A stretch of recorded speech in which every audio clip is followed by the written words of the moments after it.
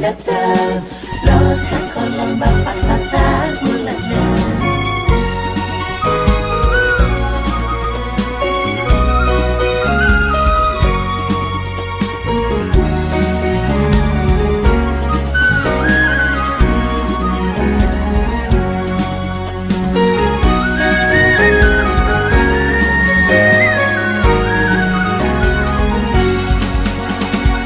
Mendaki jalan pandai sike, menurun jalan kebiaro, di hati indah mampe awak kaki cuan, oi oi ayam delape.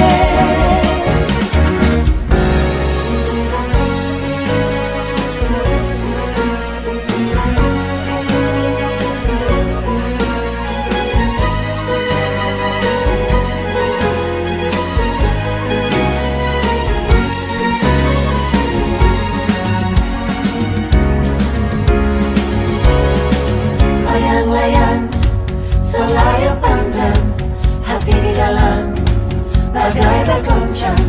Jangan ragu dan jangan bimbang, ini lagu Selayar Pandang.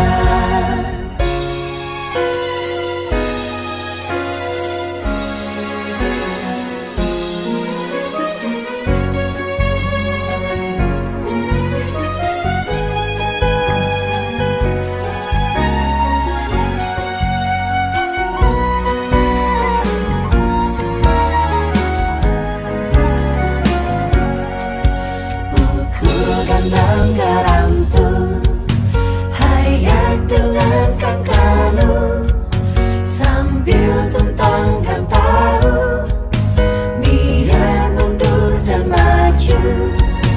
Ayo menari manasai, menari manasai, menari manasai.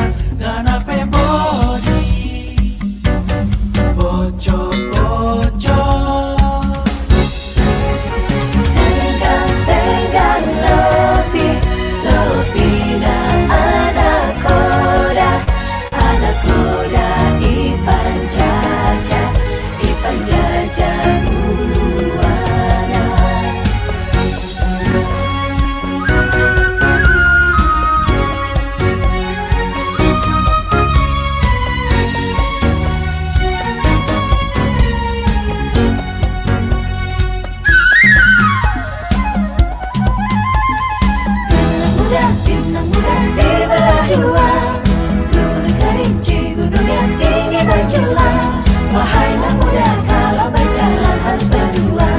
Senanglah hati walau tiada orang yang larang.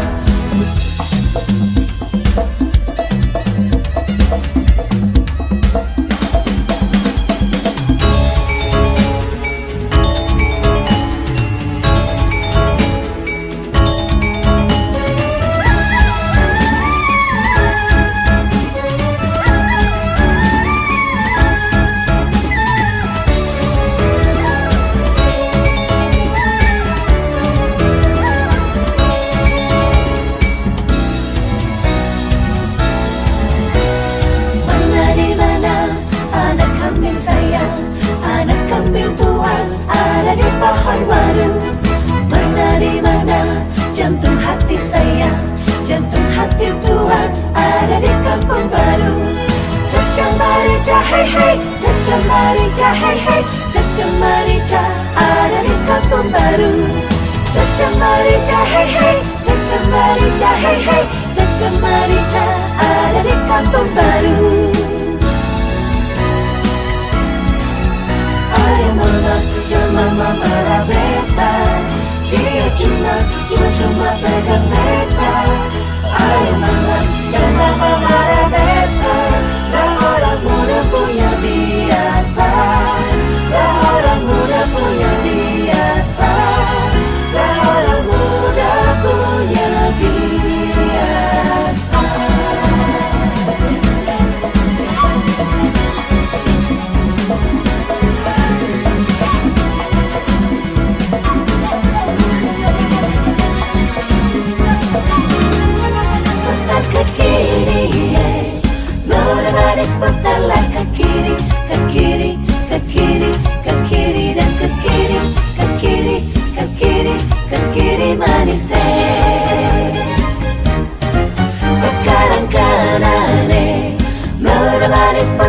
ke kanan, ke kanan, ke kanan, ke kanan dan ke kanan, ke kanan, ke kanan, ke kanan Manise.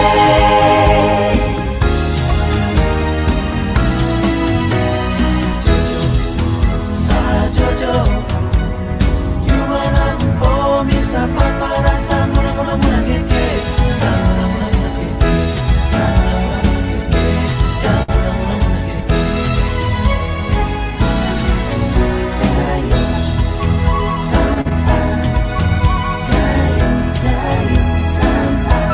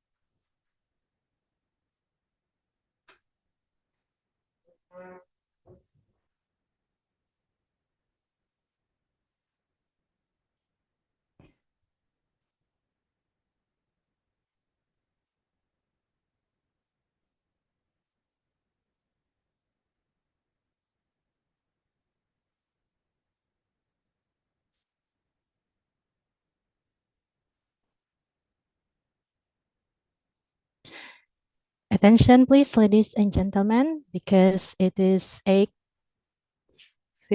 It means our opening ceremony of the conference will become up. Please kindly unmute your microphone.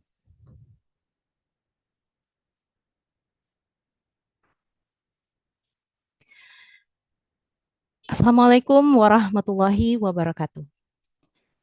The Excellencies, the honorable guests, the distinguished delegates, colleagues, ladies and gentlemen. Good morning. Thank you very much for being with us, the third International Conference on Government Management and Tourism plus Technology, ICoGEM plus Tech 2024. This conference organized by Leo Scientific Network with 2 universities as co-hosts. They are College Institute of Nursing Sciences India and Postgraduate Program of Sanggabuana University, Indonesia. I am Melati Mandasari as Master of Ceremony at this event. It is a great honor and pleasure for me to host this conference. Ladies and gentlemen, welcome to opening ceremony of the third International Conference on Government Management and Tourism plus Technology, ICoGEM plus Tech 2024, which held virtually from today, 19 January, until 20 January 2024. With the theme Agenda for Sustainable Development Goals, a Hope and Challenge in Building a New World for ASEAN Countries in 2030. Ladies and gentlemen, during the opening ceremony, I would like to remind to turn on your video and unmute your audio. Before we purchase the program today, I would like to express our sincere gratitude to our invited speakers.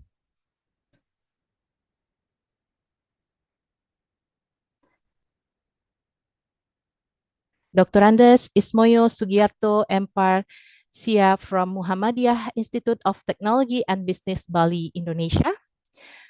Association Professor Dr. Afinas Pawar from Pune University, India. Anissa Afrikasari SA AKMPA from STIE Perbankan, Indonesia. Profesor Dr. Insinyur Haji M. Budi Jatmiko MSc MEE from Aptisi, Indonesia. Dr. Nurse Alice Anita Farida Eskep MM from Universitas Anwar Medika, Indonesia. Association Professor Dr. Sri Sundari from Universitas Pertahanan Republik Indonesia, Ms. Hitumi, MS Chief Nursing from Principal Dio Institute of Nursing Sciences India, and Dr. Devi M. De Silva from Open University Sri Lanka.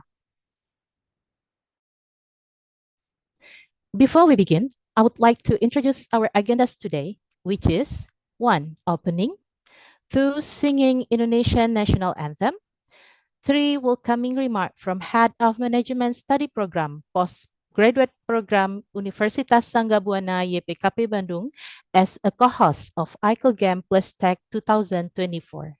4th, welcoming remark from Conference Chair of ICoGEMT Plus Tech 2024. 5. Plenary Session 1, break, and we will continue with Plenary Session 2. Ladies and gentlemen, for the following agenda will be the singing of National Anthem Indonesia Raya. The participants are requested to be in solemn position.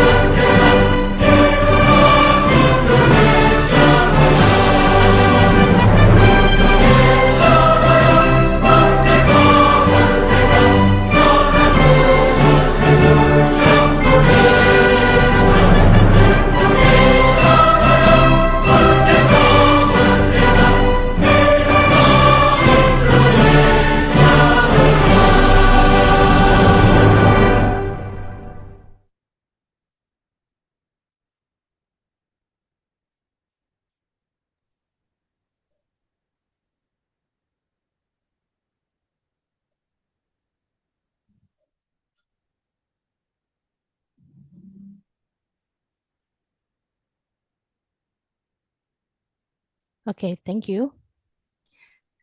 Ladies and gentlemen, we would like to invite the Head of Management Study Program, Postgraduate Program Sangga Buana University, YPKP Bandung, Indonesia, as a co-host of the Third International Conference on Government Management and Tourism Plus Technology 2024 to deliver his welcoming remarks. Dr. Kosasih MM, please take your time.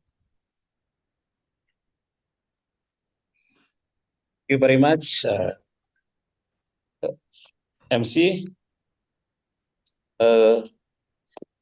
Selamat pagi Bapak Ibu sekalian. Greeting from Indonesia. Assalamualaikum warahmatullahi wabarakatuh.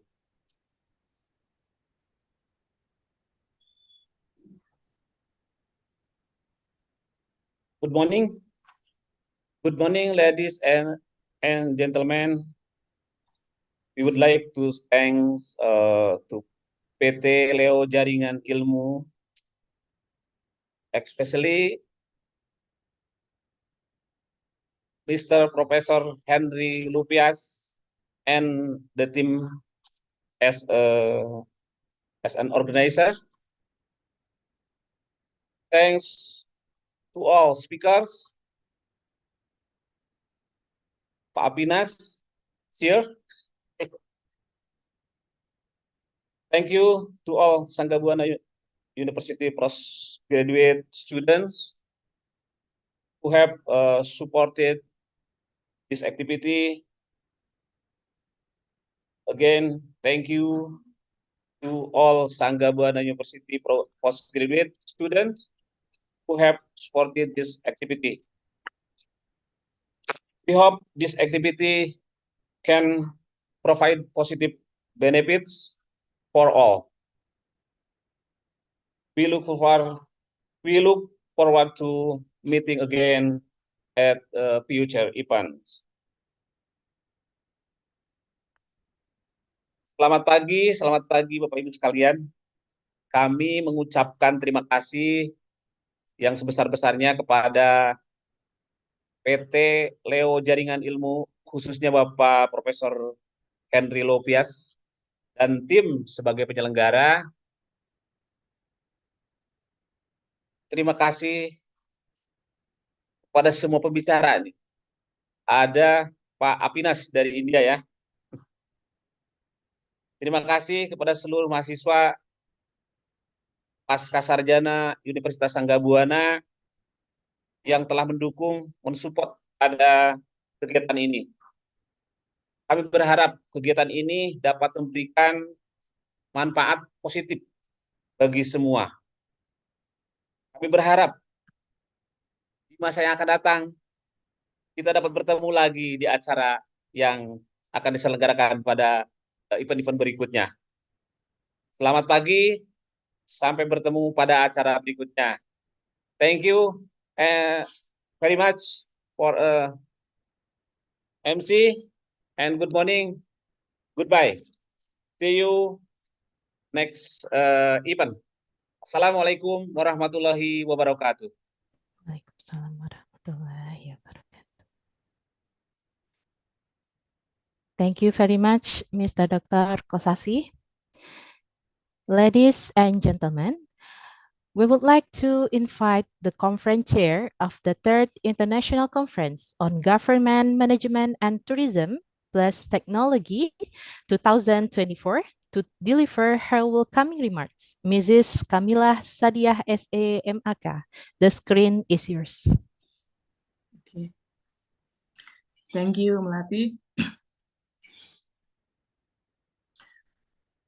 Good morning, ladies and gentlemen. Assalamualaikum warahmatullahi wabarakatuh. I'm pleased to welcome you all to the Third International Conference on Government Education, Management, and Tourism, Friday until Saturday, 20 January 2024. The title of the conference is Sustainable Development Goals, a Hope and Challenge in Building a New World for Asian Countries by 2030. The scope of research in this international conference includes management, business, finance, tourism, marketing, education, policy, and technology. Followed by delegation from Indonesia and abroad, such as from Pakistan and Malaysia. The conference is combination of ideas and experience that offer invaluable learning and sharing opportunities that hopefully can empower professionals and network among participants. We hope you will enjoy the presentation and discussion, and also I hope that the forum can make a significant contribution to issues related to educational innovation, science and technology, research, enhancement, culture, and humanity. We would like to express our appreciation to all the keynote speakers who will share their great ideas in this conference. Thank you to the presenter for submitting their papers. Thank you to the participants who participate. Thank you to the committee from PT Leo Scientific Network, all of you, for your appreciation in organizing this seminar so that I would be successful and learn in a good way. Thank you very much and welcome to the conference. Very pleased to see you here. Thank you.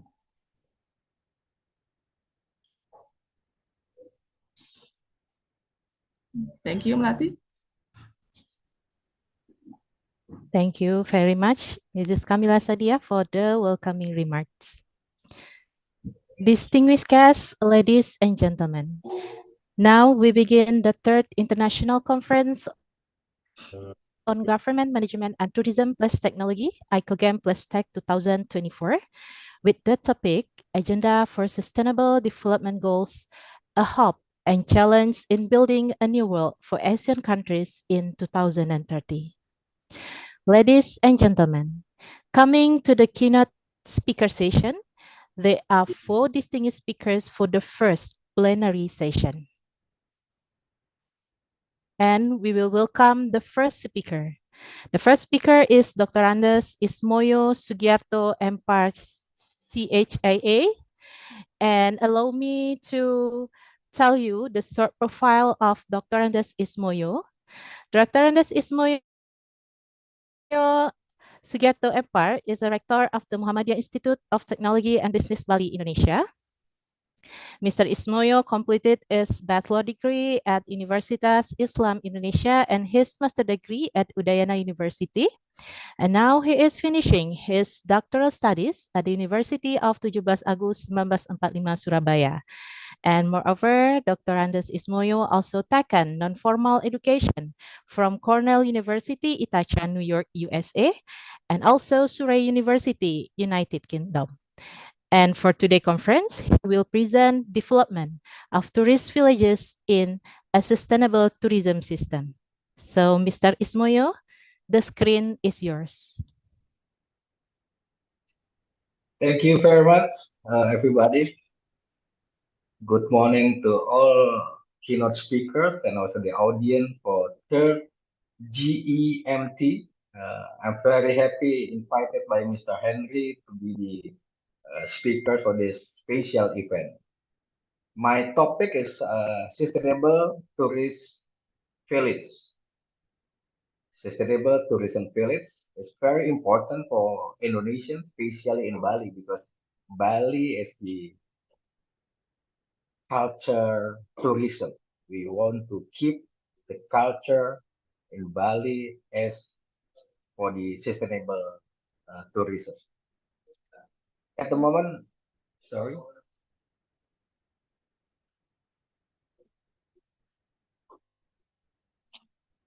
I will do the presentation using the both of English and also the English language.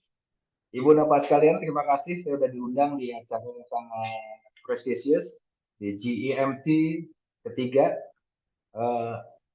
Sorry, di operator bisa tampilkan presentasi saya atau saya yang harus presentasi? Bisa buka di sini. Melati, sorry. Oh, operator, apakah bisa dibantu?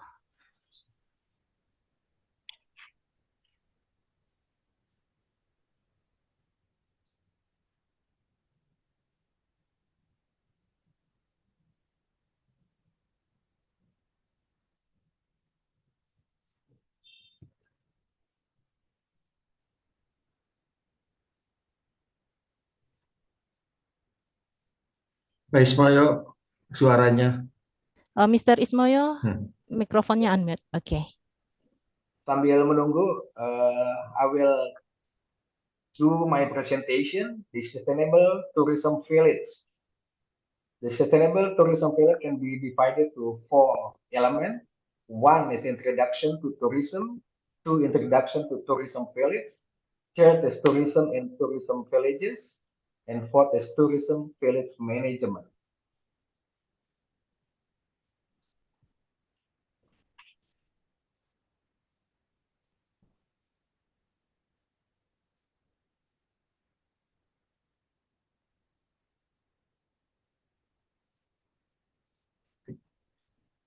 You can see on our screen, the sustainable tourism villages can be divided to 4 elements. Just read it. Introduction to tourism, introduction to tourism villages, tourism and tourism villages, and tourism village management. Introduction to tourism is very important. Understanding tourism as a service-based product and services industry. Tourism cannot success without the good service. It cannot success without the base good product and also the element all of the services industry. It's the principle of building tourism. Bapak dan Ibu sekalian, ada di situ disampaikan benefit, manfaat, kinship. In Indonesia we call di kekeluargaan, fair and equitable, balance, independent, sustainability, participative, sustainable, democratic, equality, unity. The most important thing for the principle of building tourism is the unity. The function to meet the physical, spiritual, intellectual needs of every tourist with recreation and travel, as well as increasing state income to realize people welfare. Jadi Ibu dan Bapak sekalian, ini prinsip-prinsip untuk building pembangunan asas pembangunan kepariwisataan. Dilanjut, following by the tourism aim for one, economic growth, meningkatkan pertumbuhan ekonomi, improve people welfare, meningkatkan kesejahteraan rakyat, eradicate poverty, menghapus kemiskinan, overcoming unemployment, mengatasi pengangguran, preserving nature, environment, and resources, advancing culture, raising the nation image, fostering a sense of love for the country, strengthening national identity and unity, and strengthen friendship between nations, mempererat persahabatan antar bangsa.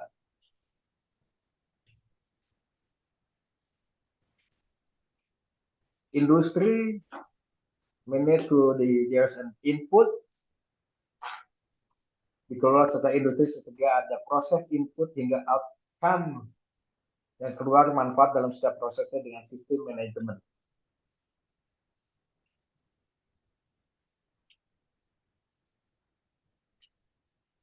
Destination is a tourism product offered to tourists kepada wisatawan sebagai dan kewilayahan berdasarkan potensi yang ada mampu dikelola.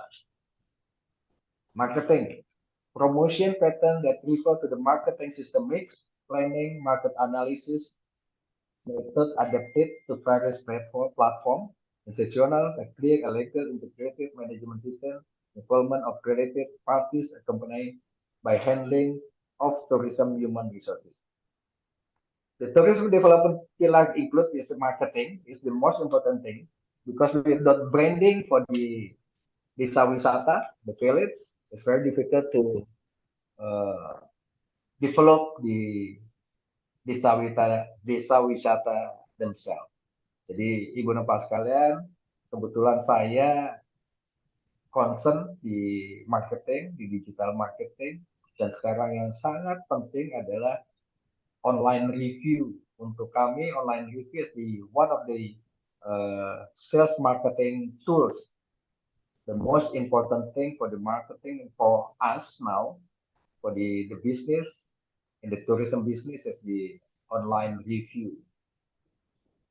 To have the good or the best online review is we have to have the good services, the product, and also the networking. Yang kedua, di bulan ini itu saya karena libur banyak di Ada yang beberapa bocor suara? mandiri di bulan Mei itu liburnya hampir 2 bulan. Pak melihatnya ada yang bocor suara. Jadi kami harus untuk semester genap dan Dosen jadi mungkin pelaksanaannya kan kami itu. Halo Pak Melati, Dan ada yang suara yang bocor? Udah oke ya? Oke, the next, the Pentalic tourism across international and government. Pemerintah, akademik, bisnis, media, community. Ini lintas kelembagaan dan pemerintahan, masyarakat sebagai komunitas memiliki peranan sangat penting dalam pembangunan desa wisata untuk mencapai tujuan pariwisata yang berkualitas dan berkelanjutan. Mr. Henry is the most important thing for us also how to develop the pentahelic tourism. In Bali, we already have the GP, Gabungan Indonesia Pariwisata Indonesia. So, and GP members, we have from the government sector, business sector, media sector, community, and academic sector. We invite the university, the tourism, the faculty of tourism in all of the university in Bali.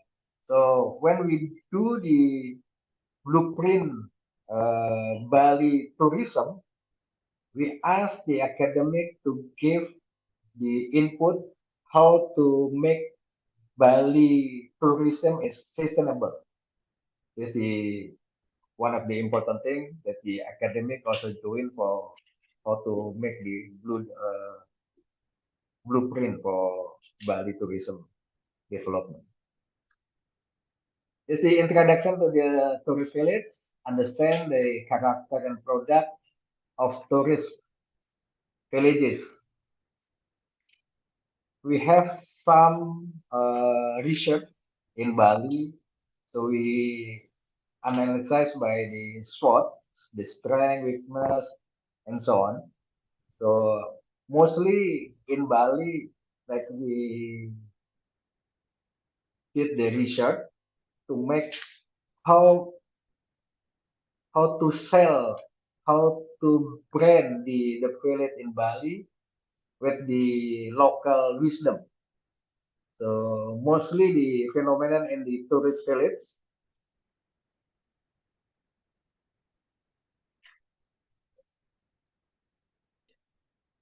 The tourist village is empowerment of the village potential and resources.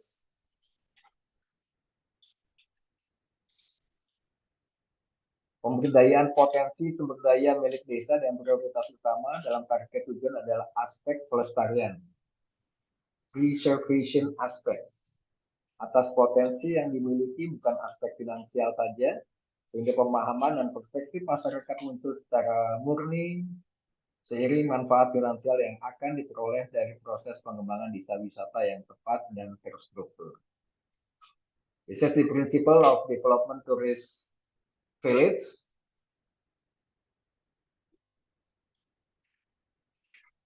The originalitas,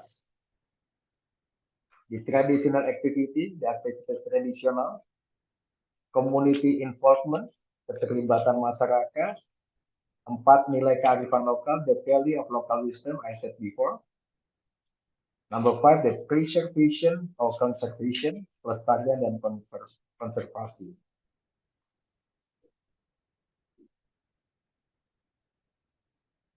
This is mostly the phenomenon in the tourist villages.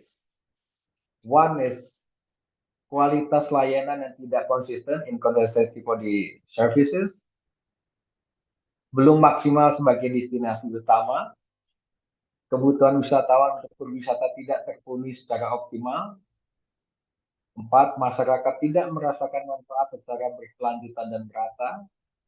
A lot of the tourism village is bankrupt. We call bankrupt or stop or unsuccess because the people think they don't have atau tidak merasakan manfaat, the benefit from the sustainable and equitable basis. Persaingan tidak kompetitif dan komparatif.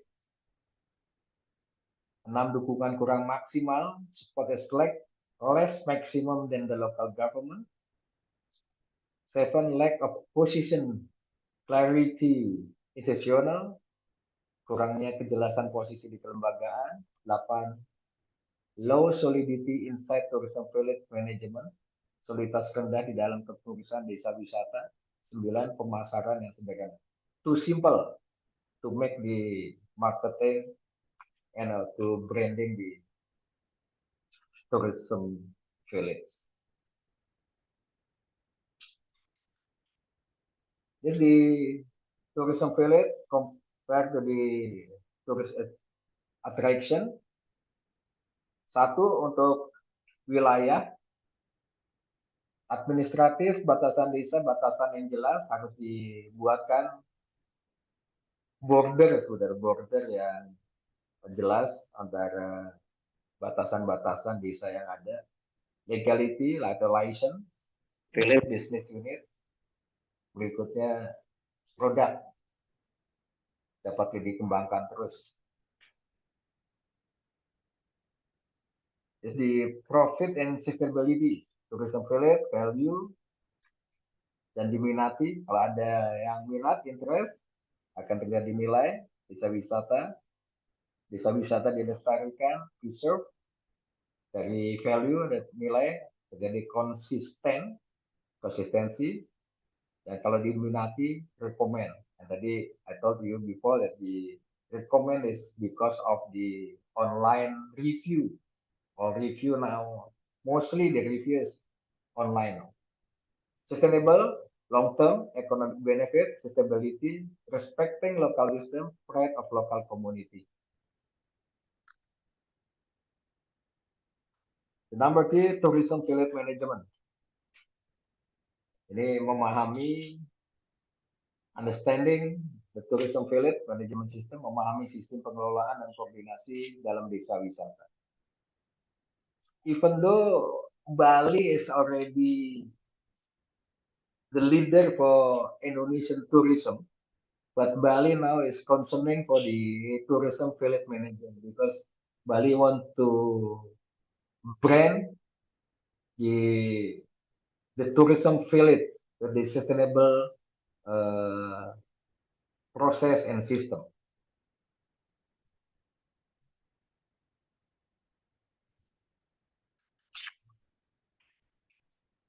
They referring to the pillar of tourism development, the development of tourist village can be grouped as follow.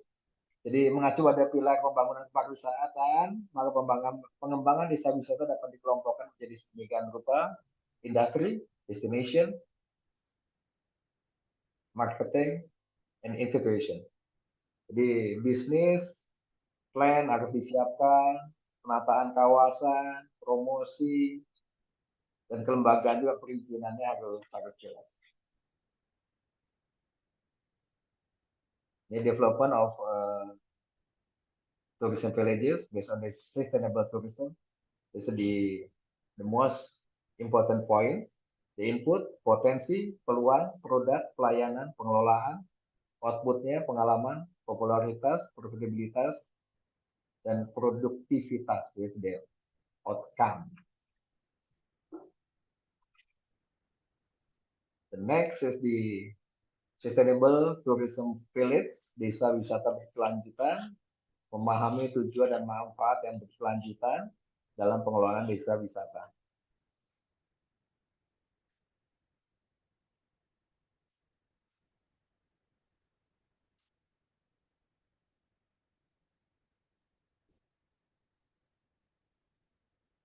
Ini salah satu yang penting juga, rekomendasi how to make the identification the potensinya.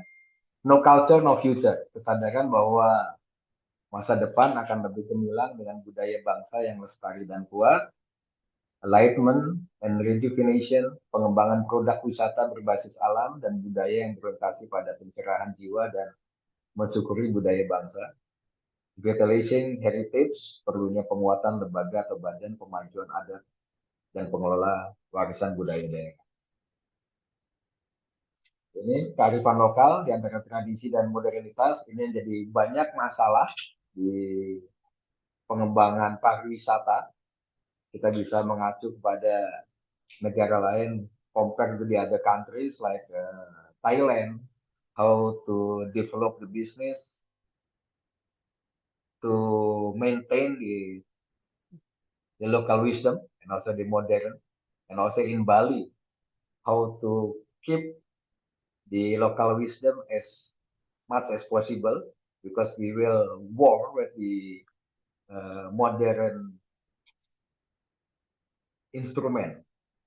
At the moment, the local wisdom, the local people in Bali want to keep, like I said before, how to keep as much as possible the tradition and the culture in Bali. Thank you very much. Maybe after the other speakers, we will discuss. Maybe I invite also to all of you, the speakers and also the audience, to come to Bali to see, to check the tourism villages. Like Penglipuran is the one of the best tourism villages, not only in Indonesia and also worldwide. Once again, thank you for your attention. See you soon. Wassalamualaikum warahmatullahi wabarakatuh. Waalaikumsalam warahmatullahi wabarakatuh. Thank you very much, Mr. Ismoyo, for your insightful presentation. And then, ladies and gentlemen, we come to the second speaker. And our second speaker is Association Professor Dr. Avinas Pawar from India. Before deliver his presentation, I will describe briefly of his profile. Mr. Dr. Avinas Pawar, he is an associate professor of organizational management, human resource marketing, and employer branding. He has completed his bachelor degree, MBA, and PhD, and also postdoctoral from University of Pune, India.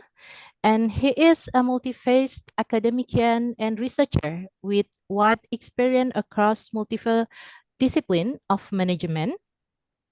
And he has published many research papers in international journals and conferences.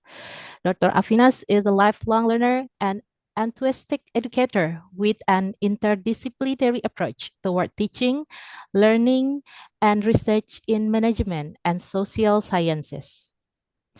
For today's conference, he will present assessing the waste management in India, policies, practices, and implication. So, Mr. Avinas, please take your time. Yes, very good morning. Good morning, everyone. Good morning. Yes, and my special thanks to Henry. Hello, Dr. Henry. Yes, Dr. Henry, are you there? Yes, it's great and wonderful to be a part of this conference. I thank everyone for being patient listener and being invited me to be a part of this conference. So today I'm going to present something more about the waste management in India and how the waste is managed, what are the different initiatives which are taken in Indian context. And further, I will also deliberate on how waste management has become more impactful today, more essential today. So once again, thank you for giving me this opportunity. And we are going to discuss some more aspects of how waste management in the entire globe could be leading to more sustainable practices and how it can help the humanity, the mankind, and of course, economy is better. So let's begin with what basically comes to my mind as the first thought about managing waste. So there are a few words which I would like to highlight is clean up and flourish, or pile up and perish. So if you keep piling up the particular waste, it's going to affect everyone. So keep cleaning up and develop, get flourished, and get a better life. A city is only as clean as its dirtiest areas. So we need to avoid the dirt and all the waste in a city. The best way to keep streets clean is not to dirty them in the first place. Aim for cities without street bins. And that is, I think, the initiative which has been largely implied in several cities all across the globe. So aiming for reducing the number of bins and making people more responsible to manage different types of waste. So handle waste only once.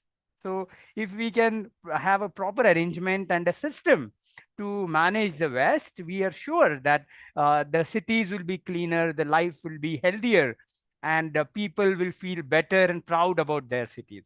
So these are the few words which I would like to begin with. So let's understand what basically a waste management policy in India and how the transformation has occurred over the period of time.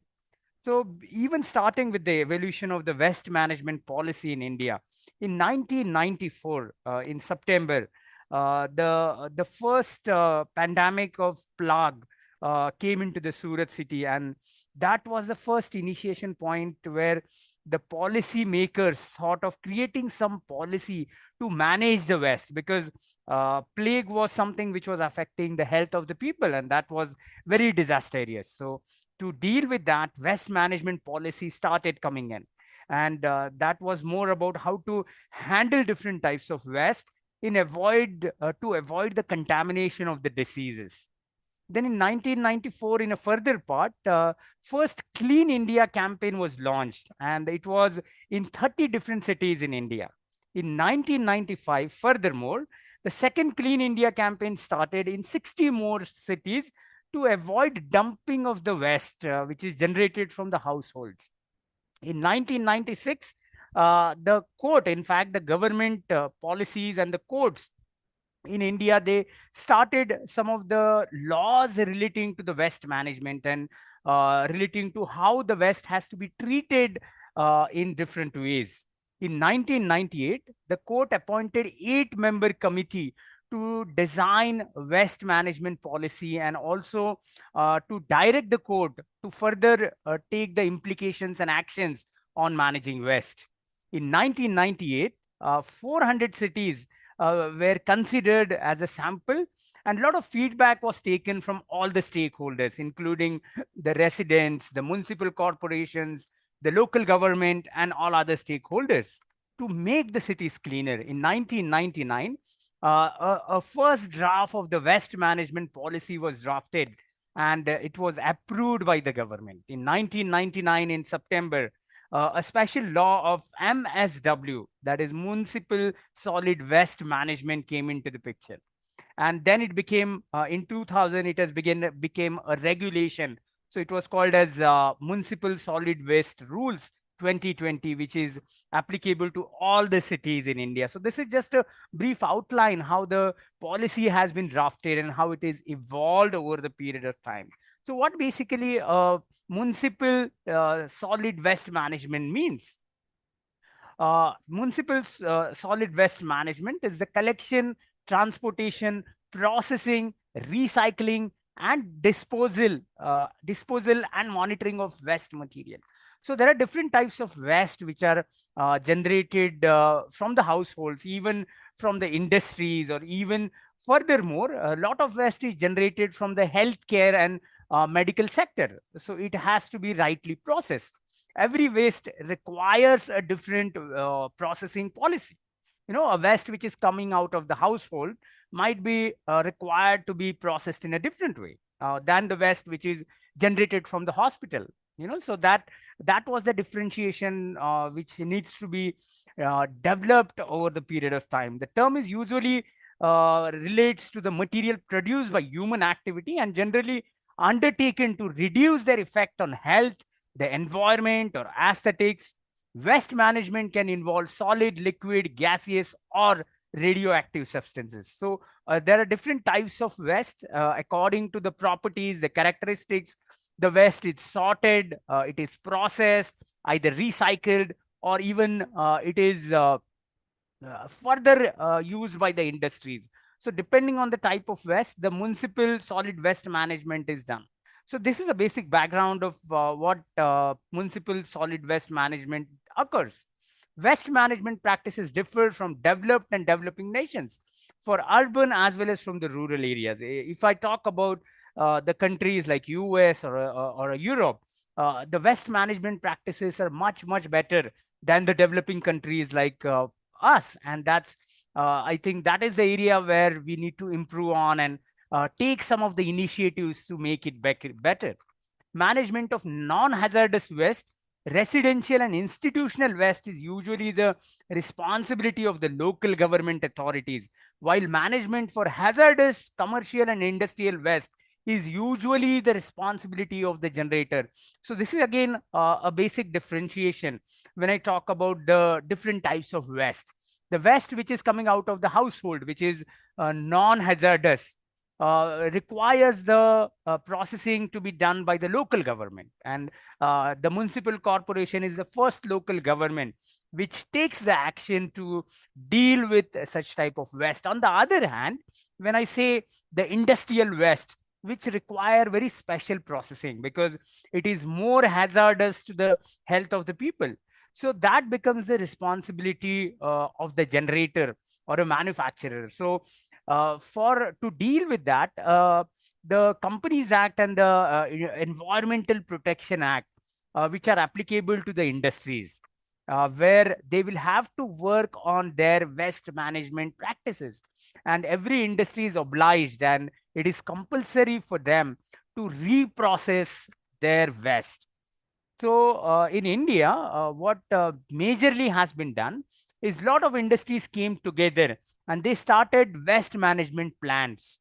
And the entire waste from all those industries are collected and processed in an integrated way.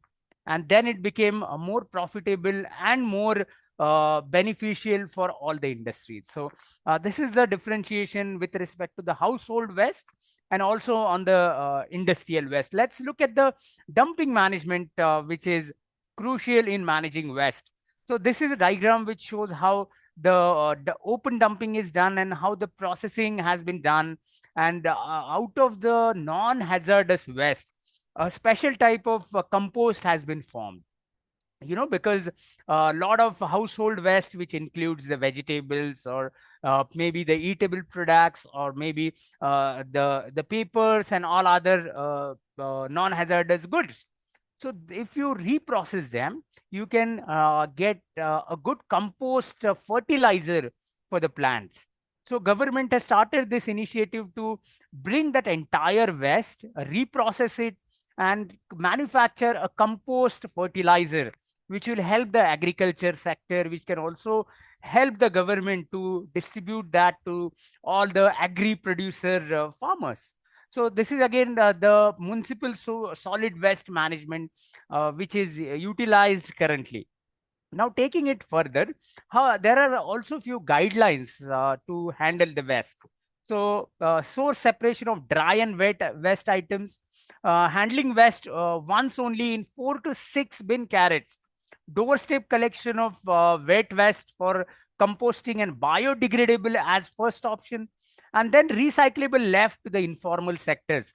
Landfilling only compost, rejects, and inerts. So these are few guidelines how the waste have to be handled and how it has to be processed. So dry waste has to be separately processed, while wet waste has to be separately processed by the municipal solid waste regulations. It also rules also comprises that direct cities to promote recycling or reuse of segregated materials and ensure community participation in waste segregation, because most of the time sorting and segregating the waste is a challenge. So if a household community themselves segregates the waste, it becomes more easy for the municipal government to actually reprocess it and work on it. So now there are special guidelines to segregate different types of waste.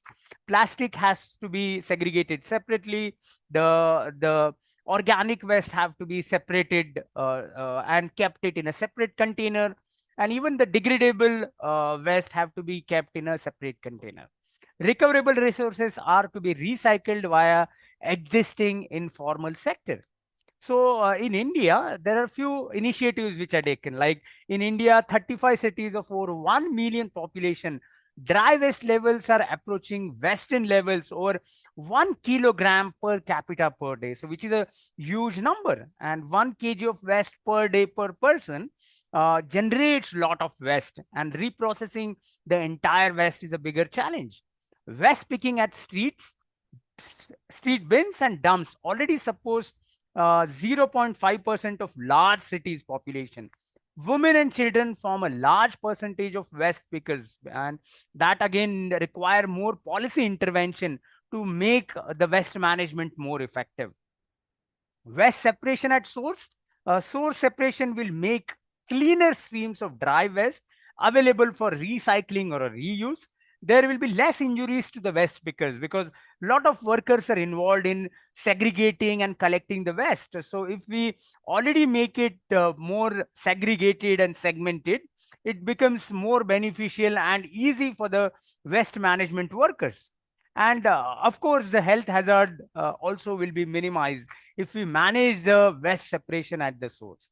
On the other side, if you look at the biomedical waste, because this is a critical type of waste which requires a lot of processing. So in India, we already have a biomedical waste rules 1998 to keep such waste out of domestic waste, because it might interfere to the health of people. So such rules must be promptly and scrupulously implemented so that the health of the people will not get affected. And on the other side, there are also many guidelines and special way of handling biomedical waste. Some of the best practices in India, like in Calcutta, 80% of house-to-house collection of waste using regular municipal staff and usual wheelbarrows. So this is again the direct way of collecting the waste. In many cities in India, private groups are doing doorstep collection on payment of a small amount of fees. So waste is again collected by private parties.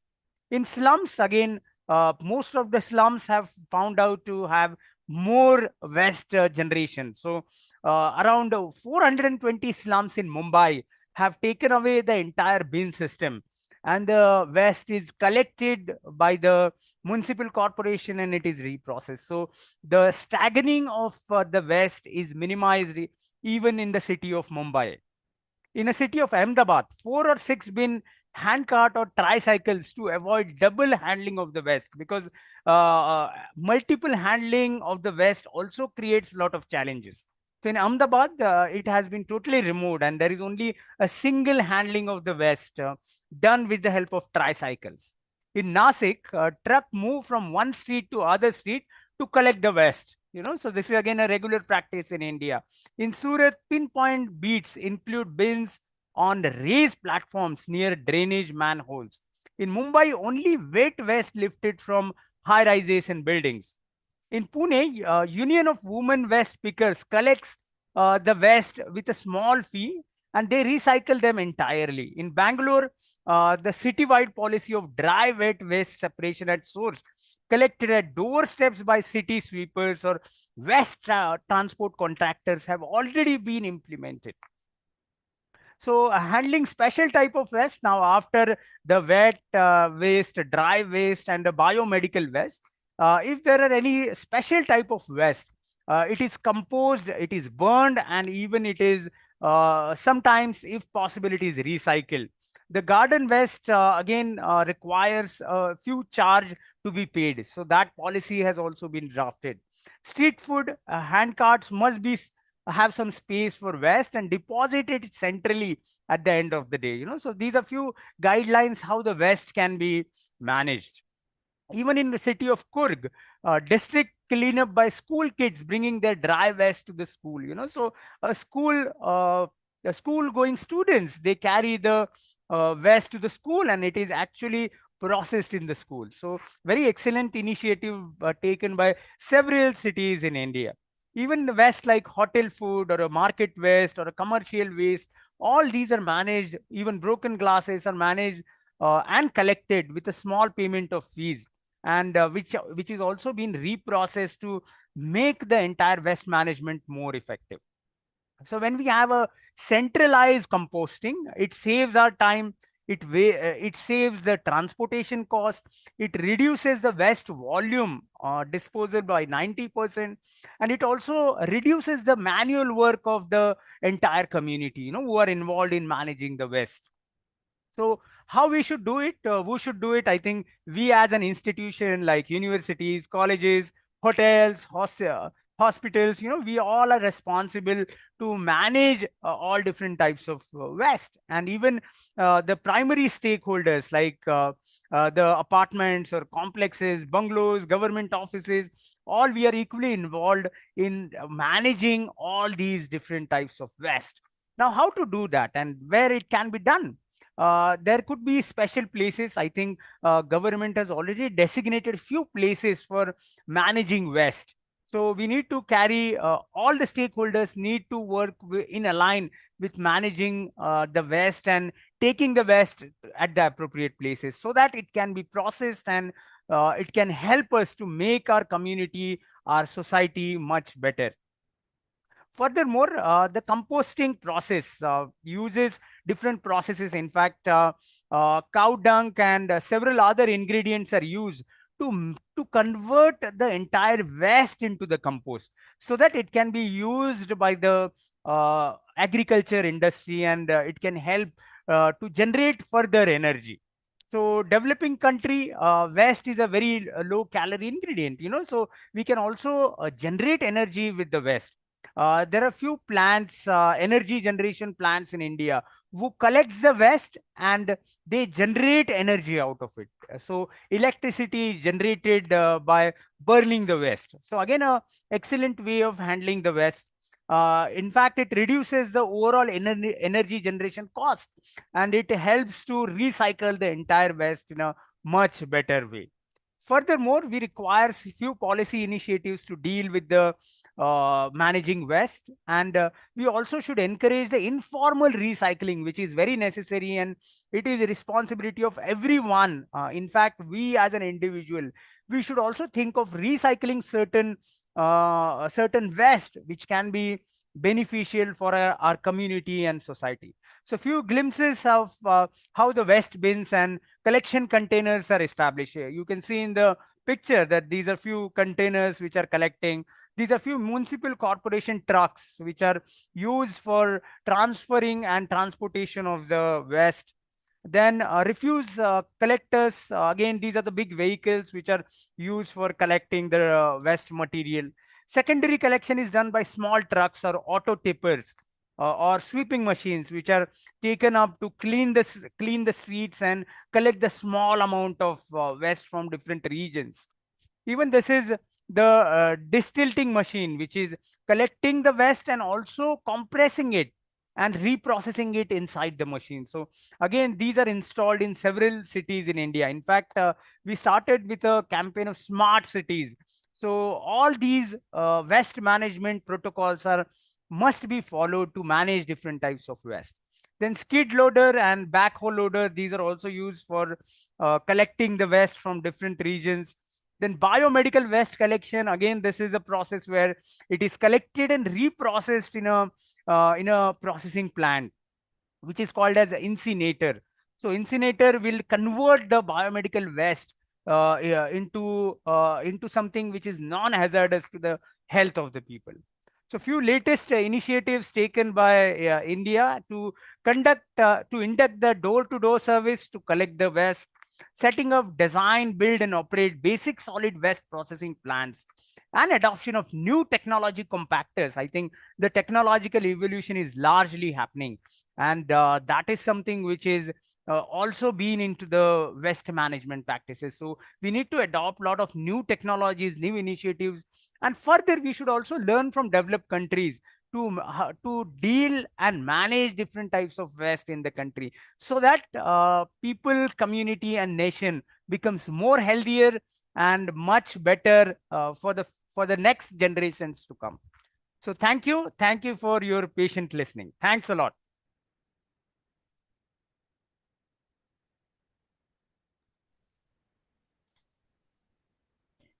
Okay, thank you very much, Mr. Afinas, for your inspirative Thank you. presentations. Thank you. Okay, ladies and gentlemen, we come to the third keynote speaker today. And our third speaker is Anissa Afrikasari SA, KMPA, from STIA Perbankan Indonesia Padang. And I will briefly tell you the short profile of hers. She got her bachelor degree in economic, majoring accounting from Parahyangan University, Bandung, Indonesia. And he got her Master of Public Administration for his master degree in Columbia University, New York. And also, she is a professional accounting program from Pajajaran University. And now she is a lecturer of STIA Perbankan Indonesia Padang, and also Directorate General of Taxes, the Ministry of Finance. And his interest is about public administration, accounting, and management. So, ladies and gentlemen, for today's conference, he will present about cohesion and trust in tax compliance, exploring the relationship between taxpayers and tax officials. So we will welcome Mrs. Anissa. Please take your time.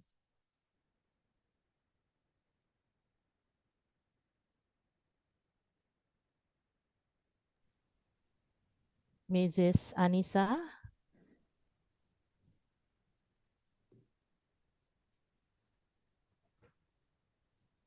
Moderator, I want to inform yes, you that Mrs. Anissa is meeting, so that we can change with the typing from Pak Budi recording. We change it. Okay. Okay, so we will continue with our fourth speaker, Professor Dr. Insinyur M. Budi Jatmiko, MSc MAE.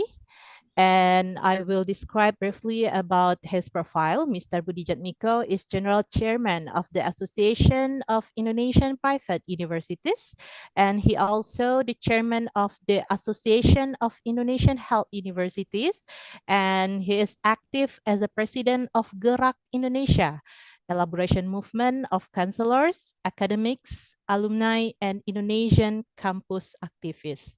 So because Professor Budi Jatmiko on duty and he is in Japan now, however, he is already tapping his video presentation from Japan. So ladies and gentlemen, we will watch his presentation that he's tapping from Japan. So please enjoy his presentation video.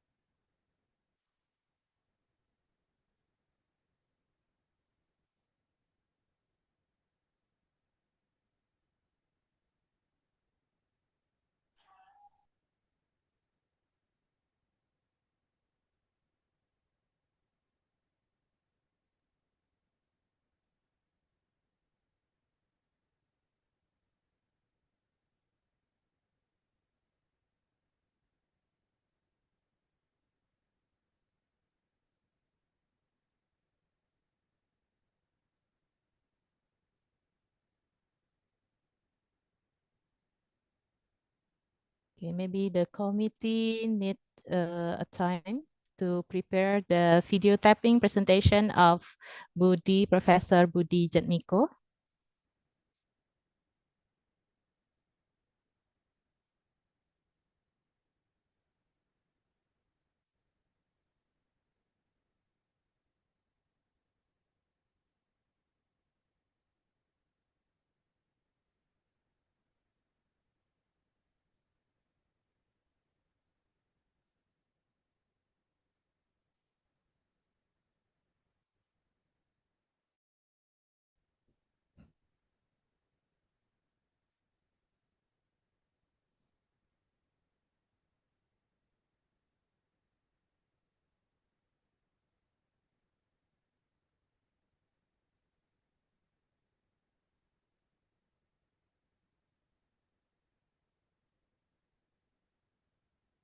We can hear the voice of the video.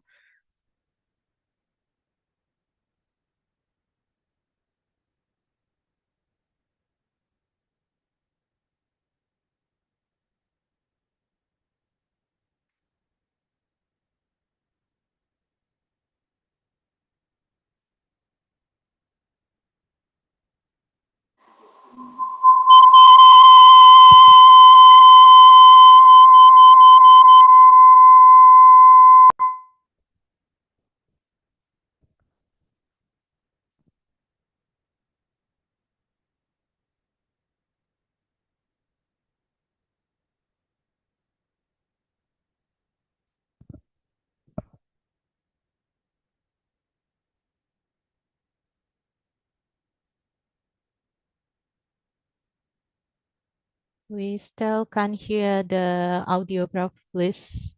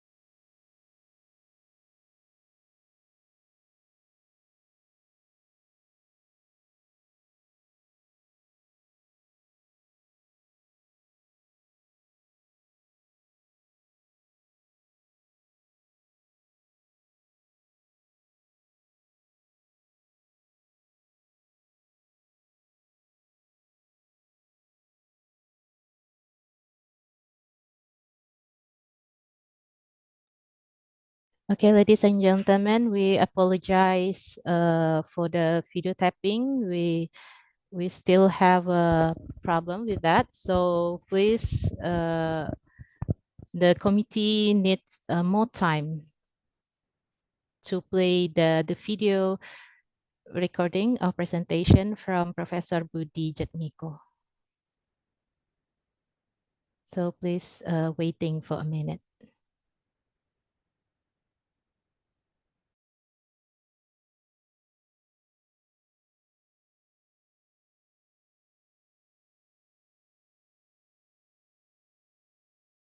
Bismillahirrahmanirrahim. Assalamualaikum warahmatullahi wabarakatuh. Good morning, dear speakers, Pak Henry and all the committee members, international seminar participant, and apologies because I was in Tokyo, Japan.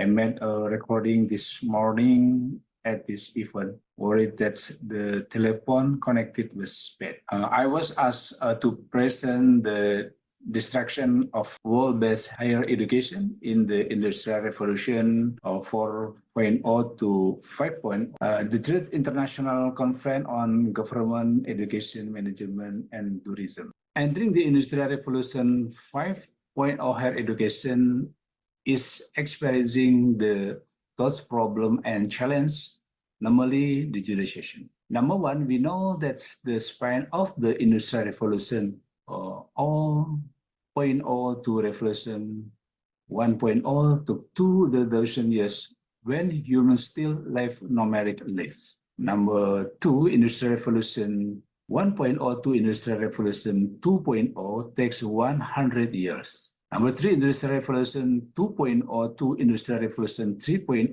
take 100 years. Number four, the 3.0 to 4.0 Industrial Revolution also took 100 years. And number five, the 5.0 to the 4.0 to 5.0 Industrial Revolution is estimated to take 20 years. And then the total world population is 8.1 billion, will carry the telephone user are 8.46 billion. Internet user 5.16 billion, screens. Social media user 4.76 billion. Data trend of internet and social media user in Indonesia in 23, yeah, the population 276.4 million. Mobile connected device 353.8 million, 128% of total population. Internet user 212.9 million, 77% of total population. Activity social media user 167 million, 60.4% of total population. The coupling is detachment or not continuous of past or current business or a change in from the past that has metamorphosis, and not the coupling is a new form breaking with the past. This video for you. Bisnis ke depan itu decoupling bisnis masa lampau atau bisnis masa ini. Decoupling adalah keterlepasan atau bukan merupakan kelanjutan bisnis masa lalu atau saat ini, atau perubahan bentuk dari masa lalu yang bermetamorfosis. Bukan, decoupling itu bentuk baru, putus dengan masa lalu. Bisnis ke depan, bisnisnya bentukan baru dan banyak. Dalam 15 tahun ke depan ada banyak bisnis yang tumbuh di mana saat ini model bisnis tersebut belum ada. Bahkan ada yang memprediksi di tahun 2030 ada 40% jenis bisnis baru di masa itu yang saat ini tidak dikenal sama sekali. Bahkan TV dianggap bisnis zaman dinosaurus. Anak yang lahir di tahun 2030 ke atas tidak kenal TV. Kita beri ilustrasi. Net TV modalnya triliunan dengan penonton per hari diperkirakan 1 juta pemirsa. Bandingkan dengan Raffi Gigi di YouTube yang per hari penontonnya 5 juta pemirsa. Modalnya tidak lebih 1 miliar. Apa nggak bubrah itu dunia TV ke depannya? Bayangkan, ditambah lagi kalau 5G sudah mulai dipasarkan di dunia seperti saat ini. Tahun 2021 diperkirakan 50% gadget dunia adalah 5G, di mana speednya 10 kali lebih cepat dari 4G. 5G berbasis satelit bisa mengcover luas area yang tidak ada blank spotnya di mana-mana dan cepat. Bisa-bisa Telkom dan Telkomsel serta sejenisnya di tahun 2022 ke atas tinggal separuh omsetnya karena kita pakai 5G milik negara lain yang lebih murah. Maka YouTuber menjadi new content dan YouTube menjadi new TV. Anak-anak generasi Z yang disebut generasi digital murni ini adalah generasi hyper connected. Di tahun 2030 mereka merupakan 25% angkatan kerja dan ini punya gaya bisnis baru. Di tahun 2045 di mana Indonesia emas kala itu yaitu 100 tahun Indonesia merdeka, anak zaman Z merupakan 75% angkatan kerja produktif dan 40% generasi milenial menguasai 80% world wealth di tahun 2045. Apa yang terjadi di dunia pendidikan di Indonesia atau apa yang terjadi di dunia pendidikan secara global? Pendidikan akan jadi digital. Guru akan tinggal separuh jumlahnya di tahun 2030 dibandingkan jumlah guru saat ini. Sekolah hanya akan jadi sarana untuk keterampilan sosial, akhlak, dan project based seperti prakarya dan inovasi. Ilmu serta inovasi semua pindah ke gadget. Di platform pendidikan akan segera banyak bermunculan dan di setiap disiplin ilmu dan di setiap levelnya akan tersedia di dunia digital. Sekedar mengingat masalah banyaknya profesi yang hilang. Sekitar tahun 2010-an, pilot helikopter plus kameramen merupakan pekerjaan dari puluhan ribu orang di seluruh dunia. Saat ini menganggur semua. Alih profesi atau alih bidang. Tidak lagi ambil kamera lewat udara karena sudah tergantikan oleh drone.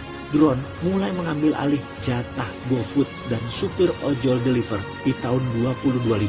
Driverless car akan mengurangi jumlah sopir bis dan jumlah supir angkutan umum hingga 50% 10 tahun dari sekarang. Jadi, apa yang harus kita lakukan untuk generasi muda sekarang? Mulailah kuasai dunia digital, IT, IoT, AI, dan ciptakan sistem baru yang berhubungan dengan membuat hidup lebih mudah. Dan untuk saya pribadi, yang generasi X ini, saya harus belajar dengan generasi milenial. Imagine a day, first we use a taxi without an application with a method, then with an application, Gojek, Grab, Uber, and other. And soon there will be driverless taxis. Then many professionals are loose and coming professionally we do not know. Couple exclusive, a lecture switching profession or driver. And then imagine a day by utilizing big data, artificial intelligence, robotic, which are integrated in various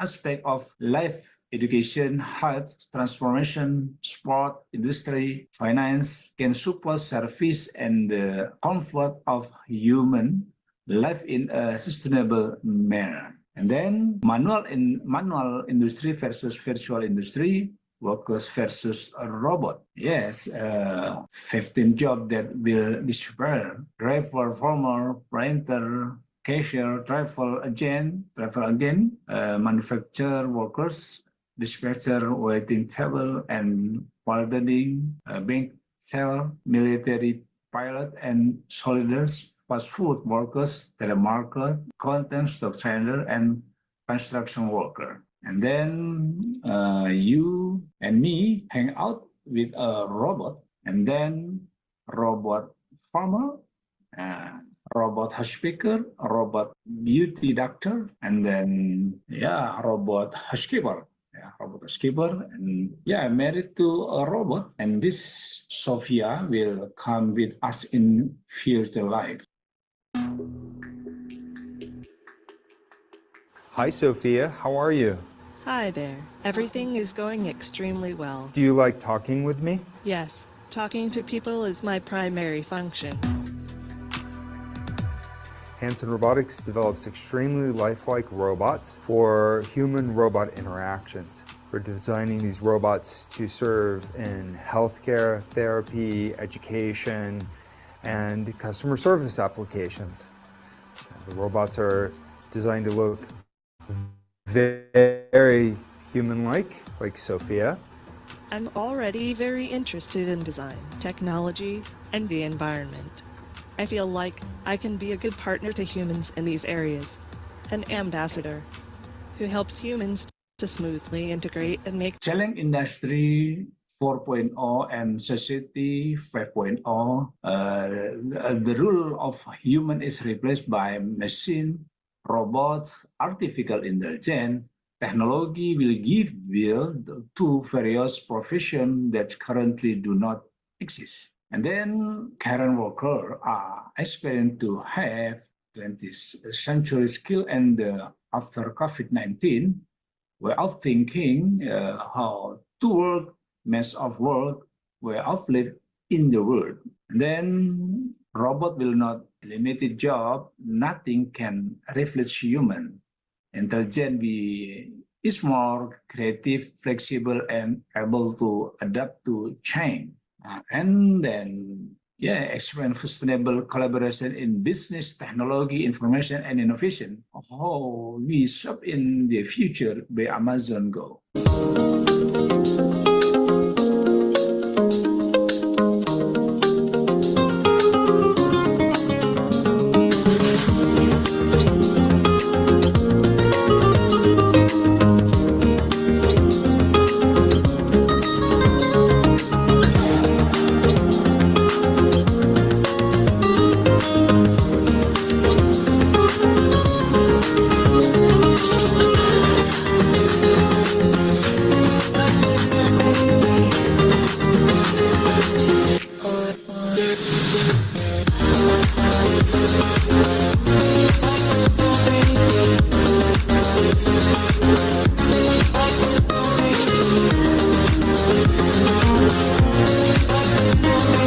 Then intelligent in the age disruption. Number one, technological intelligence, contextual intelligence, social emotion intelligence, generative intelligence, explorative transformation intelligence, moral intelligence, and then integrity. Plus integrity.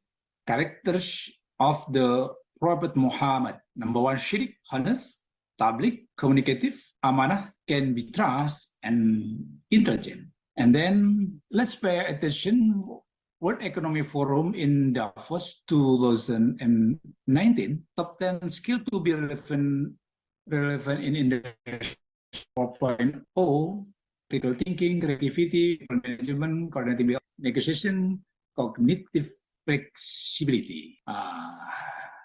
We are about to enter a new chapter of business collaboration and old school transformation and new school transformation.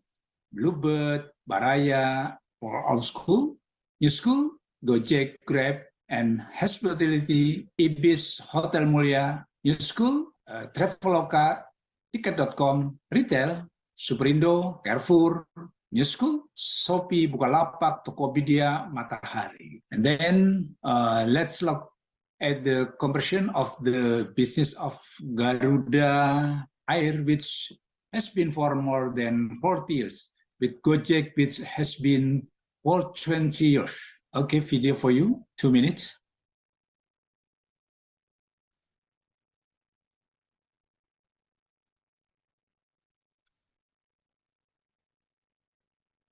Bisnis zaman now. Bisnis ala milenial memang beda dengan bisnis ala zaman kolonial generasi X. Saya ini generasi X. Bisnis saya faktanya saat ini ditabrak-tabrak oleh pebisnis milenial. Pejabat negara dan negara Indonesia saat ini regulasinya ala kolonial. Pusing dan sakit kepala dibuat oleh pebisnis milenial. Dan kita tahu hingga saat ini regulasi pemerintah sangat tidak lincah. Sangat generasi baby boomer. Sangat generasi kolonial. Bahkan tidak kenal apapun dengan perkembangan bisnis kaum milenial, anak-anak sekarang. Jadi kembali ke produk. Kaum kolonial generasi X, produknya masih berkutat di tingginya biaya emotional benefit dan tingginya biaya mutu demi fungsional benefit yang tinggi juga. Sama generasi milenial, bisnis kami didisrupt, digubrah uyah kayak padi, gabah, beras di dalam tampah. Dia acak-acak. Bayangkan, Garuda Indonesia punya functional benefit yang tinggi, punya emotional benefit yang tinggi, layanan bintang 5 di udara, dan tentunya konsumen bayar mahal demi mendapatkan dua benefit tersebut. Sama bisnis milenial, bisa loh emotional benefitnya tinggi, functional benefitnya tinggi, harga murah. Bingung gak tuh? Inilah bisnis kaum milenial, bisnis digital. Gak punya aset bisnisnya, karena itu costnya murah. Gojek misalnya, Gojek itu gak punya motor, gak punya supir ojek, gak bayar BPJS, gak bayar bensin, gak bayar servis motor atau servis mobil, gak bayar BPKB, gak bayar STNK,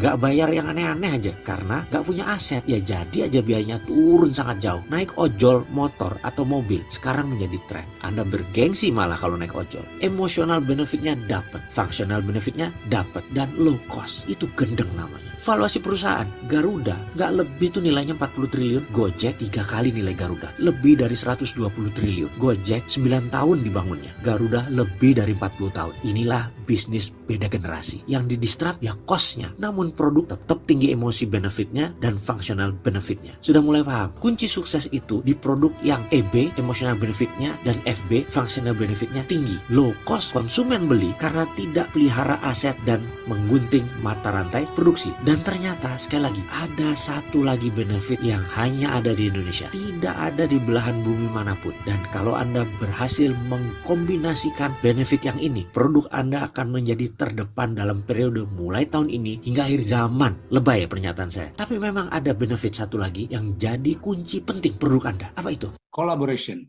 gotong royong, yeah. Collaboration, gotong royong. And then old school transformation, the new school, sustainability collaboration in business technology, information and innovation. The improvement of the education system support by quality and funding, support from the government result in the of campus transformation, which give birth to this kind of industry. A future trend and repairing academic excellence should we understand future trend or live journey into the future, knowing about the future facility, the preparation that must be made. We can prepare a suitable leader according to the not new, now we as experiencing and the vision of quality leader and the statesmanship. Preparing is an extraordinary success capital and without knowing the future, we can be trapped in the experienced generation. And then next, let's see this video, or is the future campus. Kita semua sepakat bahwa ke depan terjadi hal yang namanya decoupling, keterlepasan dengan masa lalu. Maka kita semua harus waspada dan menyadari apa yang akan terjadi dari sekarang hingga tahun 2030. Karena bukan goncangan yang didapat, tetapi keterlepasan dengan apa yang akan terjadi di masa akan datang. Terutama dalam bidang bisnis dan beberapa sektor kehidupan seperti gaya hidup. Contoh yang paling nyata adalah bagaimana bisnis di masa lalu yang terikat dengan ruang dan waktu, kantor yang besar, pegawai yang banyak, bisnis yang pakai aturan pemerintah atau regulator mendadak menjadi cair tanpa jalannya peraturan pemerintah karena sudah cross border country, antar negara, sehingga bisnisnya tumbuh lebih cepat dari peraturan sebuah negara. Misalnya bisnis digital yang merusak, yang mendisrupt retail shop seperti Matahari, Ramayana, department store seperti Sogo, Metro, dan di dunia puluhan nama besar department store sudah tumbang. Lalu perusahaan seperti Grab, Gojek yang tidak punya aset motor dan mobil, tidak bayar BPJS, tidak bayar pajak kendaraan, tidak bayar STNK, tidak punya satupun kafe atau resto di GoFood-nya, membuat berbisnis menjadi ringan karena fokus pada tujuan utamanya, yaitu mendistribusikan barang atau mendistribusikan orang. Ada satu hal yang saya sendiri mungkin shock, adalah pemikiran dari seorang anak muda berusia 22 tahun yang bermitra dengan saya yang mengusulkan untuk membuat ruang belajar, sebuah digital platform tingkat universitas, di mana dia mengatakan, Pak, saya yakin Pak Menteri Pendidikan, Pak Nadiem ke depan akan mendistrap dunia pendidikan karena saya sudah pelajari apa dan bagaimana otaknya seorang Nadiem Makarim. Dia pasti tahu sekali bahwa dalam pendidikan faktor biaya terbesar adalah ruang kelas dan guru, di mana dalam pendidikan poinnya adalah seseorang harus memiliki ilmu, memiliki informasi, dan memiliki keterampilan berkarya. Dan untuk memiliki ilmu, mendapatkan informasi dan keterampilan berkarya tidak perlu ruang kelas yang besar dan guru yang banyak. Apa yang akan terjadi kalau semua itu digiring ke arah digital, di mana ruang kelasnya bisa dipakai di mana saja, dipakai bergiliran, dan gurunya jadi digital. Itu sekolah dan kampus tinggal separuh dan jadi lebih efisien. Dan gurunya hanya tersisa guru terbaik. Saya yakin hanya 30% guru yang tersisa dalam 10 tahun ke depan. Ini akan membuat kualitas ilmu anak bangsa meningkat, dana yang dipakai hanya sedikit dan bisa dimanfaatkan bidang lain yang memberikan efek lebih produktif. Karena itu, kita sebaiknya mengantisipasi semua pindah ke digital, memangkas biaya ruang kelas dan guru atau dosen hingga 30%. Asli saya terdiam. Itulah disrupsi yang pasti dan mungkin terjadi. Di Gojek yang nggak punya motor, mobil, serta sopir jadi raja distribusi. Mengapa di dunia akademi tidak fokus ke kependidikannya saja, ke ilmunya saja, ke keterampilan sosialnya saja, ke karya nyatanya saja, dengan memangkas ruang kelas dan jumlah guru. Fungsi guru berubah jadi mentor dan coaching. Fungsi ruang kelas hanya pertemuan seminggu 3 kali mungkin. Sisanya kunjungan langsung ke pertanian, ke perkebunan, ke pabrik, ke dunia nyata, ke museum, dan lain sebagainya. Semesta jadi tempat belajarnya. Bisa bubrah itu pemikiran masa lalu akan pendidikan yang saat ini di Indonesia sudah 100 tahun belum berubah. Pasti ke depan akan terdistrap dengan visi decoupling kaum milenial yang memimpin pendidikan. Siap berubah atau terlindas kita. And then disruption era, digital campus, campus global transformation on Industrial Revolution 4.0, global culture, connected mobility, lecture, because how the future campus combine 3 parts, physical, digital, biological, and the fusion 4.0. Global lecture, connected mobility, lecture, service, link and match for industry, e-learning, e-library, e-thesis, e-laboratory, e-service, smart campus, and automation. Is this edutext? And then remember, well, future learning as a social activity as engine of creativity and innovation and productivity in society is going to be explored in the foreseeable future. And it is also going to present many possible alternatives for leadership and for the development of new and powerful methods of learning. Let's see this video, innovation, alternative energy-based learning system in the next 2 years. Oke, saya akan menjelaskan jadi teknologi ke depan tentang flex ya. Jadi ke depan pembelajaran itu modelnya ada 3 ya. Tatap muka ya. Kemudian berbasis PJJ, dan yang ketiga on dan off ya. Ini yang nanti berbasis ya artificial intelligence. Nah, ini yang akan menjadi merubah konsep pendidikan masa depan. Pendidikan masa depan. Jadi sekarang kita dengan konsep ini karena kondisi COVID, tetapi nanti yang tatap muka akan menjadi sedikit waktu, ya, waktunya sedikit. Ini hanya kegiatan sosial saja dan praktek ya. Nah, kenapa? Karena tatap muka atau kampus berbasis tembok ya, berbasis tembok akan hilang ya, atau minimal berkurang ya, berkurang. Nah, lahir konsep kampus berbasis masif ya, online, open, dan course. Nah, inilah yang akan menjadi ciri utama ya, ciri utama konsep pendidikan di masa depan. Nah, yang on off artinya dia bisa dalam kondisi yang bersama, kualitasnya sama, ya, dari tiga-tiganya. Ya, ini kualitasnya sama. Nah, kenapa kualitas sama? Dengan konsep on dan off, pada saat mahasiswa, ya, ini konsepnya, mahasiswa itu nanti, misalnya pada saat jam yang sama, dia lagi akad nikah. Nanti dia bisa download, ya, bisa download pelajaran yang misalnya jam 10.00 WIB nanti malam dia bisa download semua. Atau 24 jam dia bisa lakukan, dan 7 hari dia bisa mendengarkan. Siapa yang menjawab? Yang menjawab ini, robot, ya, artificial intelligence. Nah, inilah konsep pendidikan masa depan. Tentu pendidikan sekarang ini masih konsepnya tatap muka. Nah, ini akan mendisrupt, ya, konsep high flag ini akan mendisrupt peraturan-peraturan, ya. Jadi peraturan pemerintah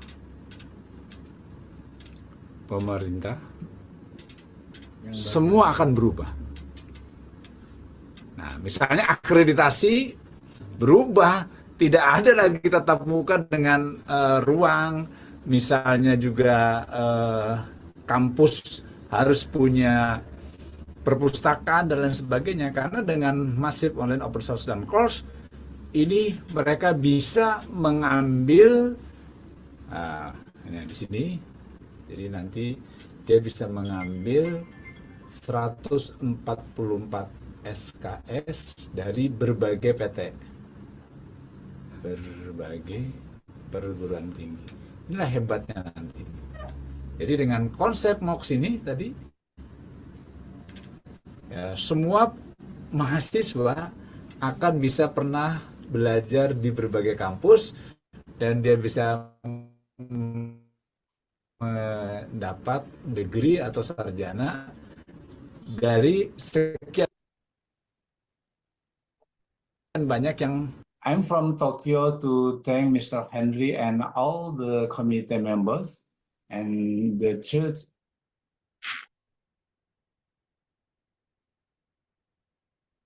Nah, ini di sini. Jadi nanti dia bisa mengambil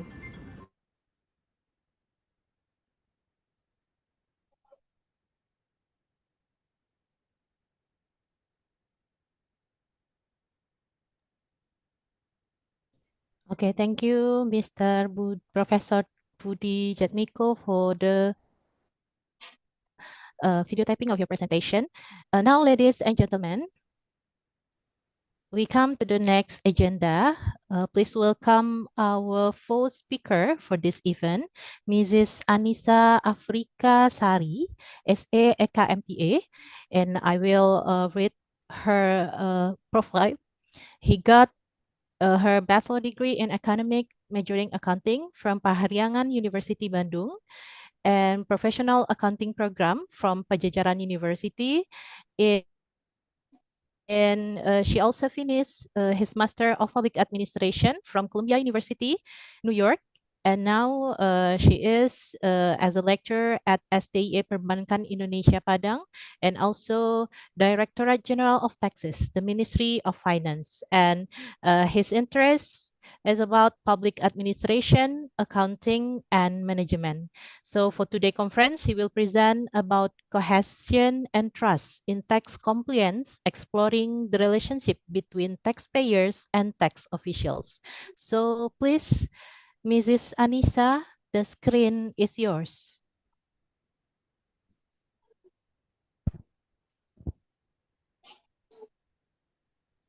Good morning, colleagues and fellow participants. I'm truly honored to be standing before you today as a presenter in this online international conference. My name is Anissa, and I'm privileged to have the opportunity to share my insight with all of you. As I mentioned before, my research interests revolve around public administration, accounting, and management. So I welcome fellow researchers who have similar interests to collaborate with me.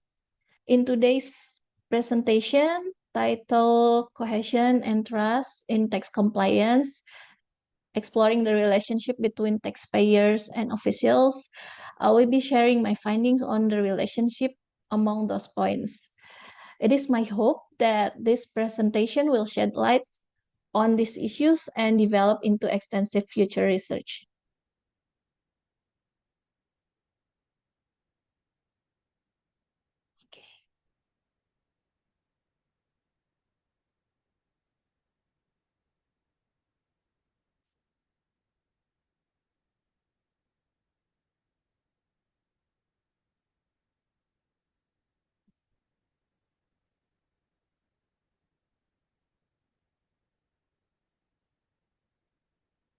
Okay, sorry. Wait.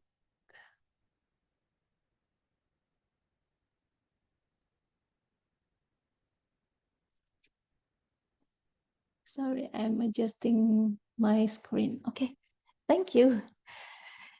So the objective of my research is to understand how cohesion and trust affect relationship between taxpayers and officials that in turn may increase tax compliance in Indonesia.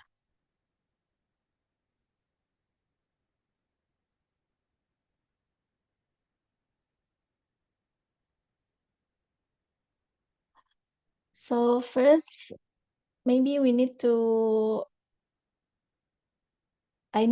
describe first the key concept about my paper.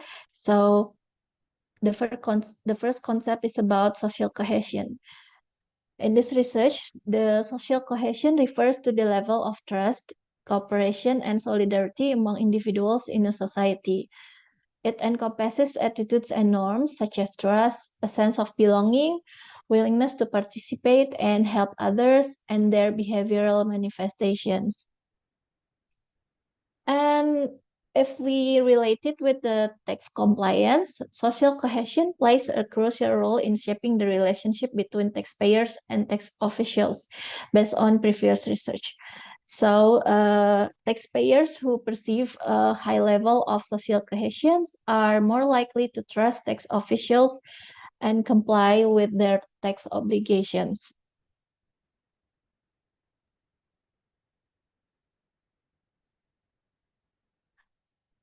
Um, Sorry, the next page. Yeah.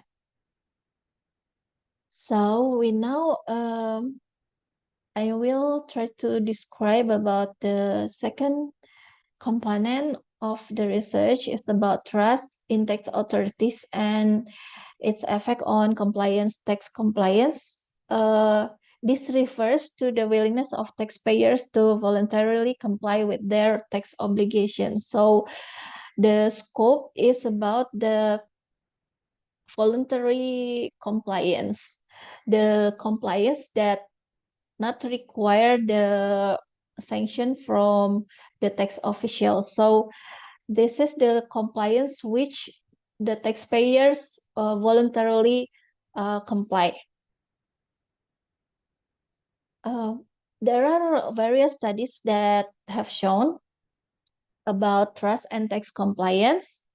The first one is about how trust in tax authorities is positively related to tax compliance.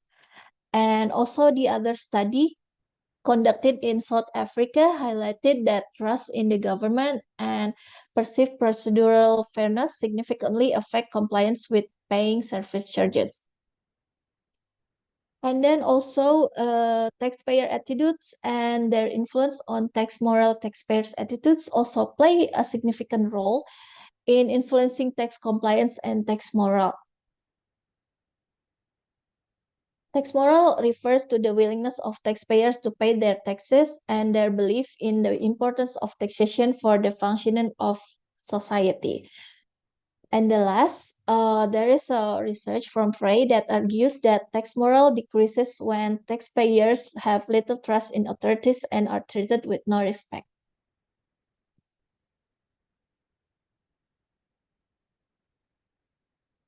Okay, this is the following research that also related to trust and taxpayers' attitudes. Rousseau defined trust as a psychological state comprising the intention to accept vulnerability based upon positive expectations of the intentions of another.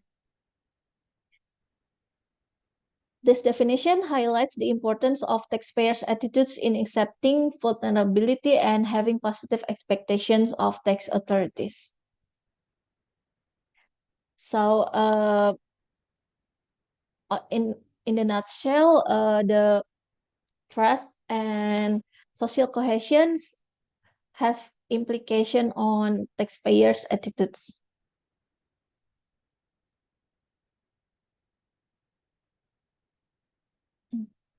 Okay.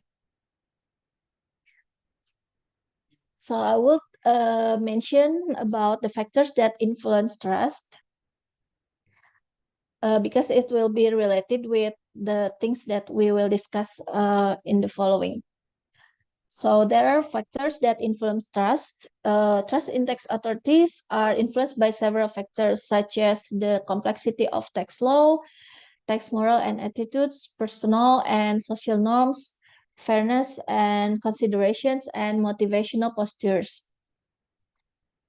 In these findings suggest that there is a strong relationship between social cohesion among taxpayers and tax officials, trust, tax compliance, and tax moral. Another thing is perceived procedural fairness and trust in the government also have an impact on compliance.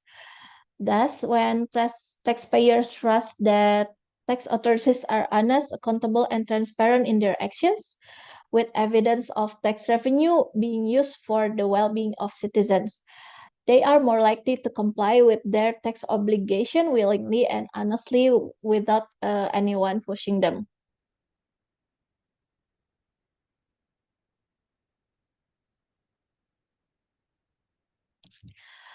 The method that I use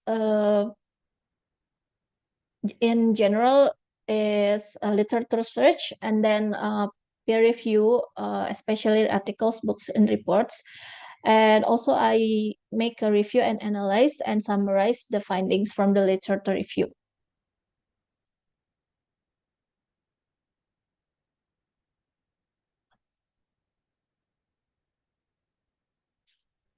Okay, so I would like to expand our discussion because I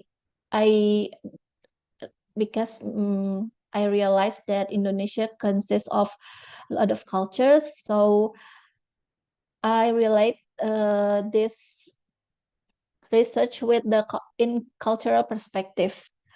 So nowadays, within various ethnicities coexisting in the same space, especially in Indonesia, there is a significant cultural pluralism.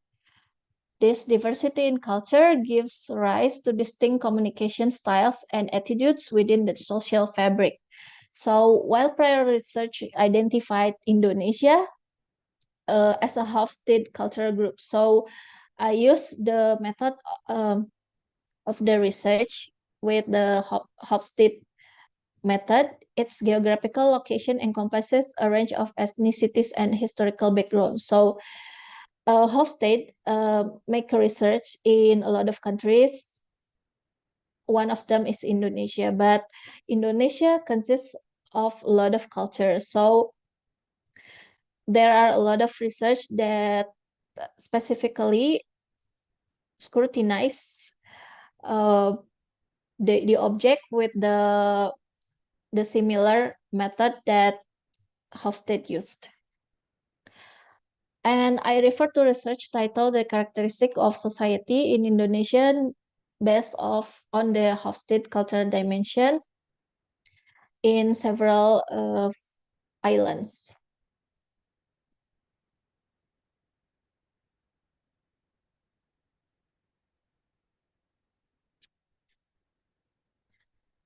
So the research involved multiple steps and including the measurement of cultural dimensions using Hofstede on 805 respondents. There are a lot of findings, but limited on several dimensions such as power distance index, collectivism, masculinity, uncertainty avoidance, and long-term orientation. However, the relevant variables that I took are only collectivism and uncertainty avoidance in this time.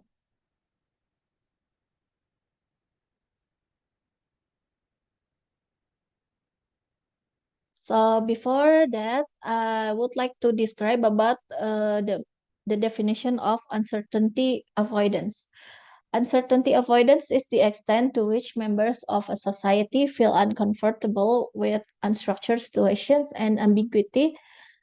And this situation increases reliance on clear procedures, well-known strategies, and well-understood rules to reduce discomfort with unknown situations among societies. And the next concept is about collectivism. In this context is the integration of individuals into primary groups and also the degree to which individuals are supposed to look after themselves or remain integrated into groups. Collectivism in a society strongly affect the nature of the relationship between a person and the organization to which he or she belongs. And individual responsibility for result and individual level rewards are some of the individual characteristics found in organizations. In contrast, collective management practices emphasize work, unit, solidarity, and team-based rewards.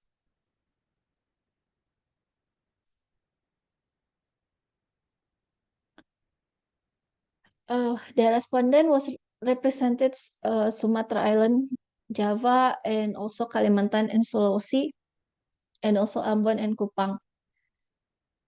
And the percentage of respondents in each region have returned questionnaires, and this research uses the purposive sampling technique for the data acquired.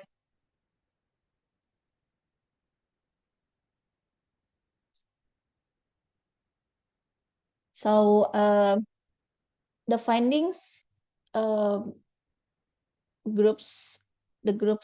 is the groups of findings. So if we can see that even the sample comes from different islands, but there are islands that lies in different island.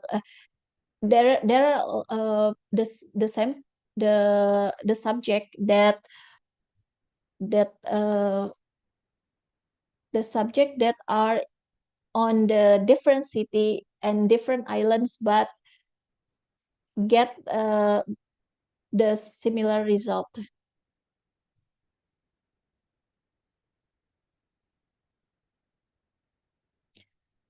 If we can see here that there are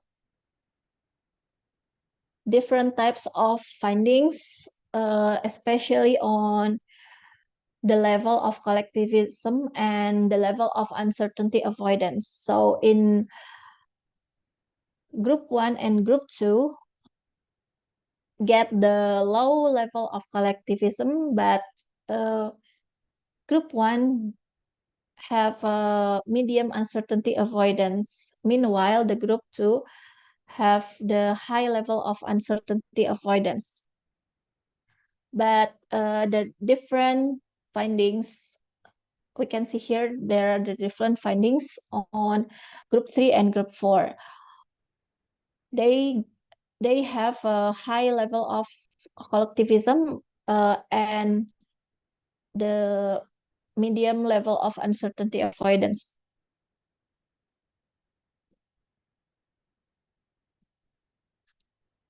So on group 2, Yogyakarta, Madura, and Cirebon are samples that have high level of uncertainty avoidance. So if we relate it with the definition and ambiguity.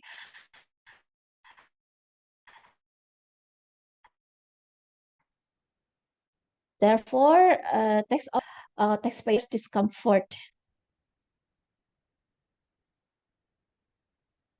And then on collectivism, group 1 and 2 have low level of collectivism, means that they have tendency that the group look after themselves. Meanwhile, the group 3 and 4 have high level of collectivism, means that the group remain integrated into group. If we relate it with the definition of the components,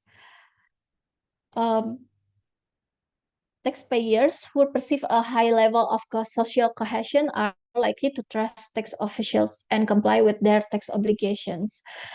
And also high level of solidarity that related with collectivism concept encourage people to contribute for other people in the country. And tax revenue being used for the well-being of citizens.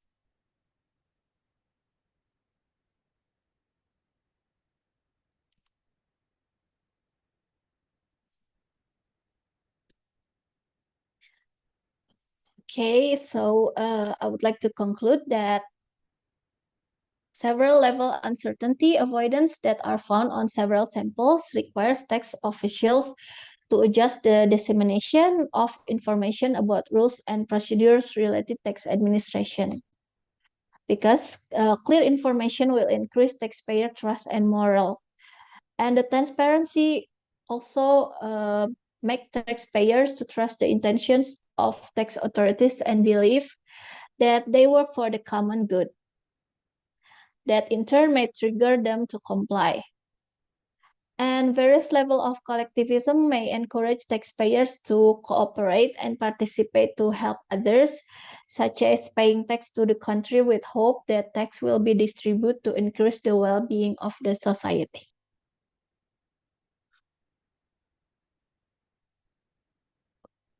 Okay.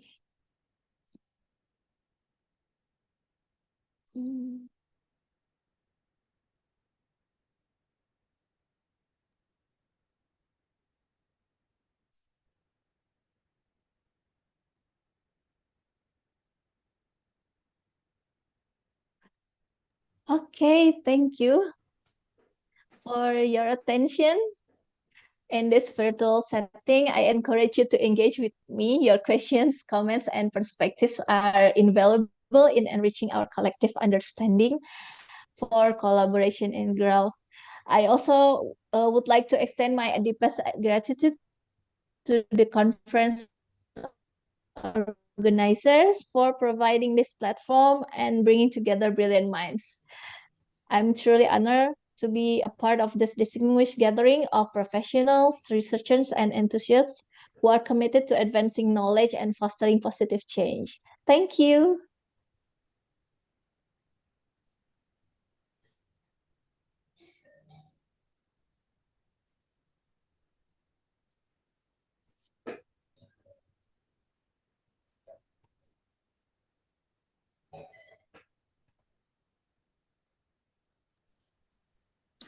Melati, your voice, Melati Melati. suaranya.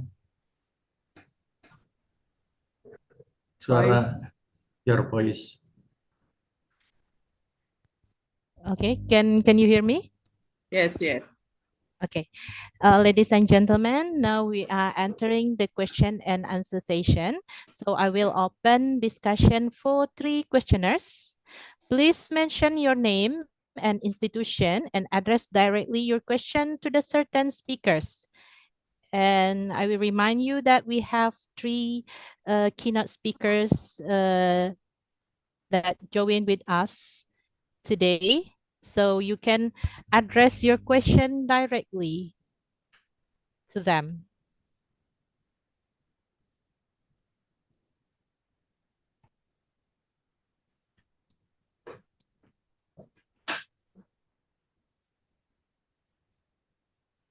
Hello, Our Melati.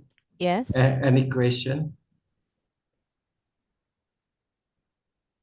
I will send a question. I will give question to Anissa. Okay, okay, Mr. Henry Lupias, please take your time. There is no hand raising icon. I didn't find it. Okay. I have some question for Anissa presentation about tax compliance. Hello, Anissa. I will ask you in Bahasa so that many people, many many participants knows about my question. Pertanyaan saya, bagaimana cara meningkatkan kepatuhan bagi pembayar pajak? Jadi sekarang ini ada dua katakanlah dua kubu, satu pembayar pajak dan satu lagi pemerintah pemungut pajak ya. Keduanya selalu tidak sinkron ya.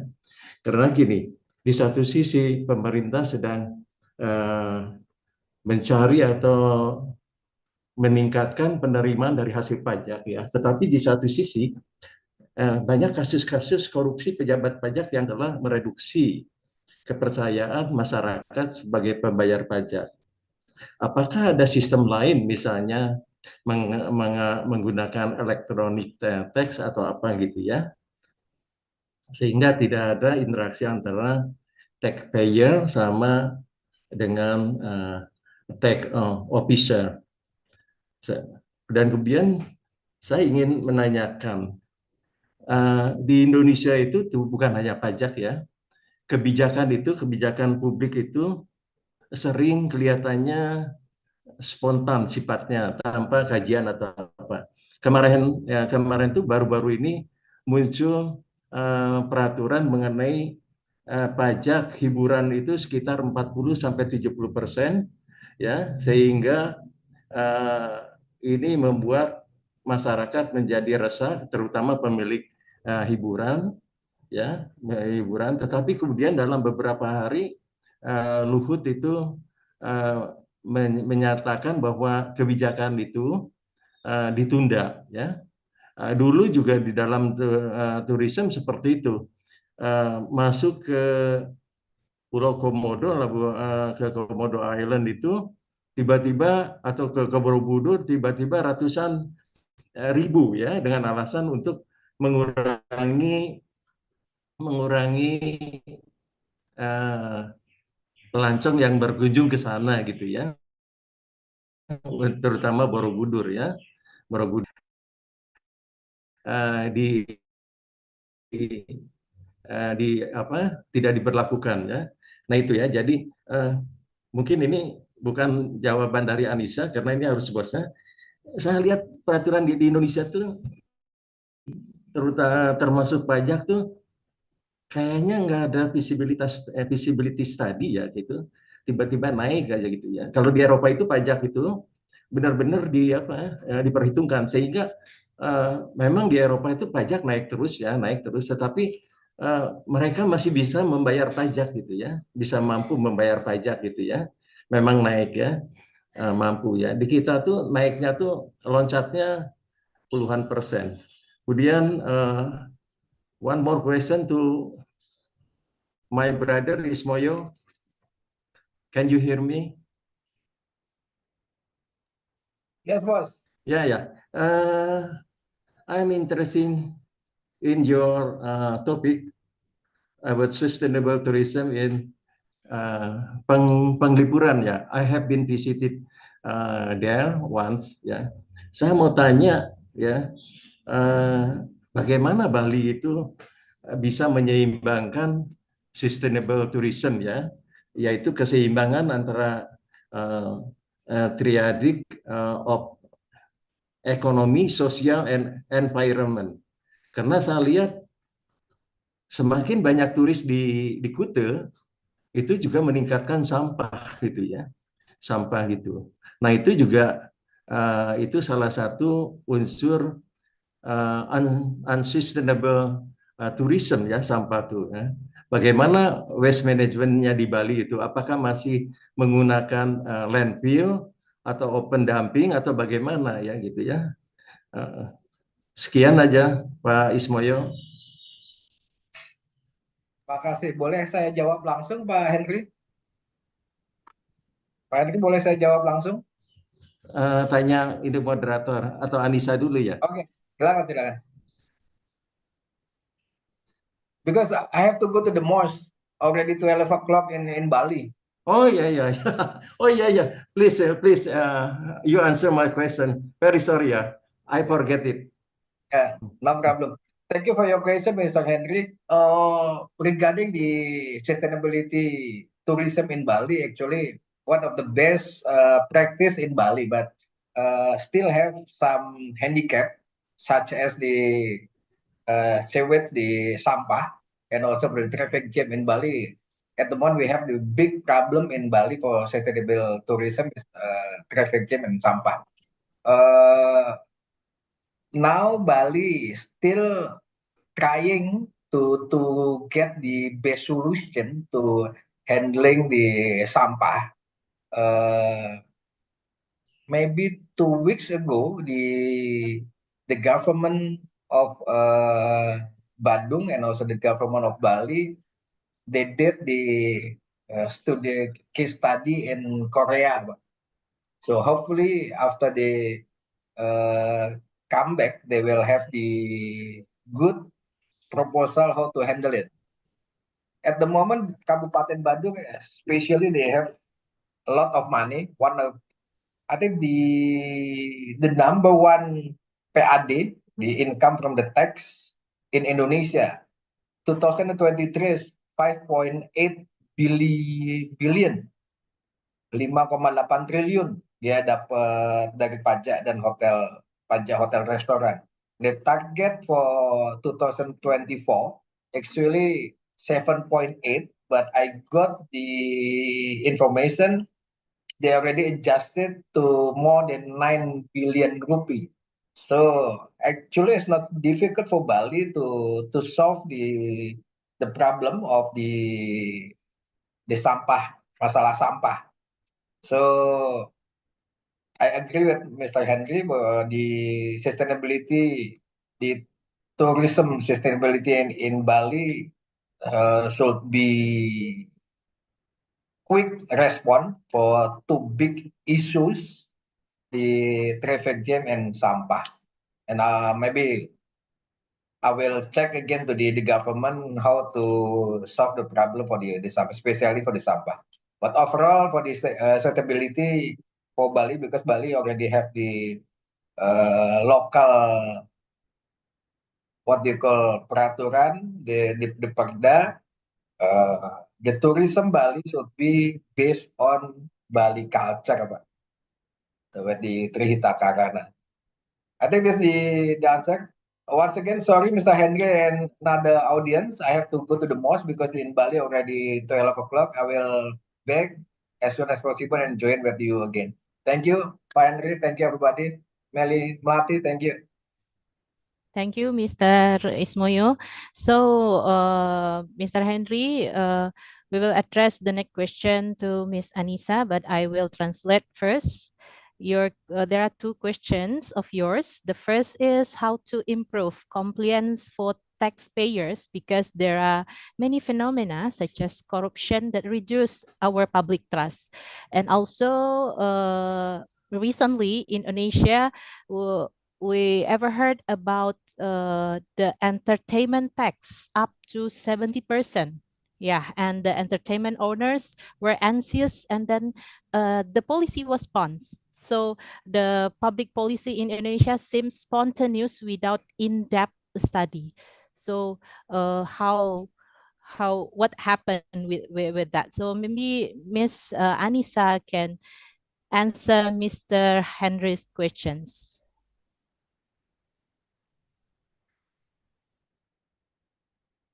Miss Anissa, are you there?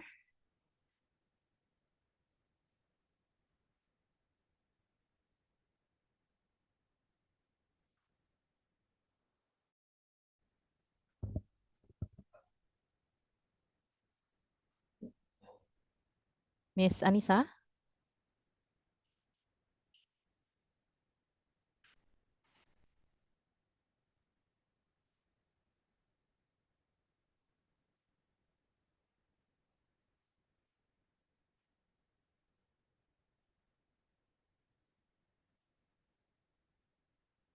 Maybe there is some problem with Miss Anissa signal or others.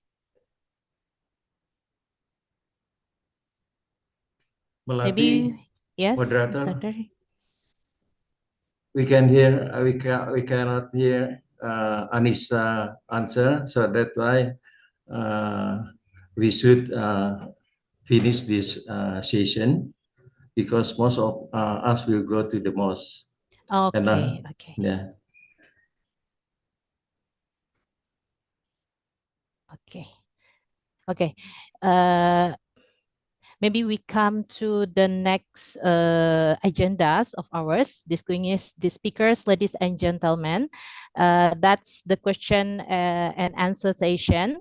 And thank you very much for your attention and participation. Before we move forward to the next agenda, maybe we can join the photo session first together among all distinguished speakers, participants, and the committee of today international conference. Maybe we will, I hope that all of the participants can Open. yes, can turn on the camera, please. So we will start with the first slide. Okay, ready? 1, 2, 3. Okay. The second slide. Please turn on all of your camera. Okay, ready? 1, 2, 3.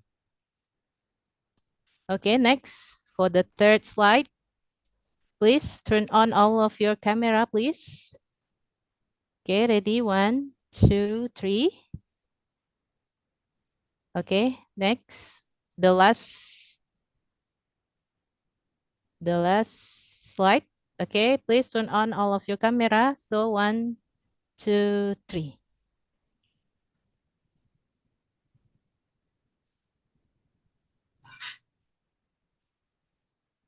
Okay.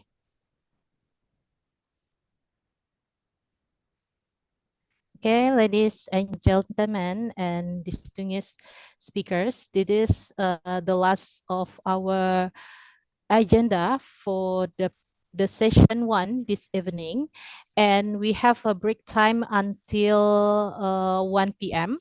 And we hope all of participants can join virtually again at 1 p.m.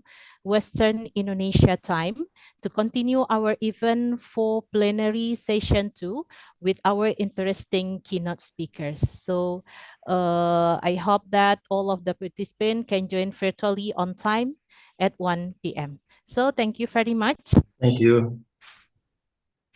Today. Thank you very much for your participation. Thank you so much. And see you again at 1 p.m. this evening. Assalamualaikum warahmatullahi wabarakatuh. Waalaikumsalam. Waalaikumsalam warahmatullahi wabarakatuh.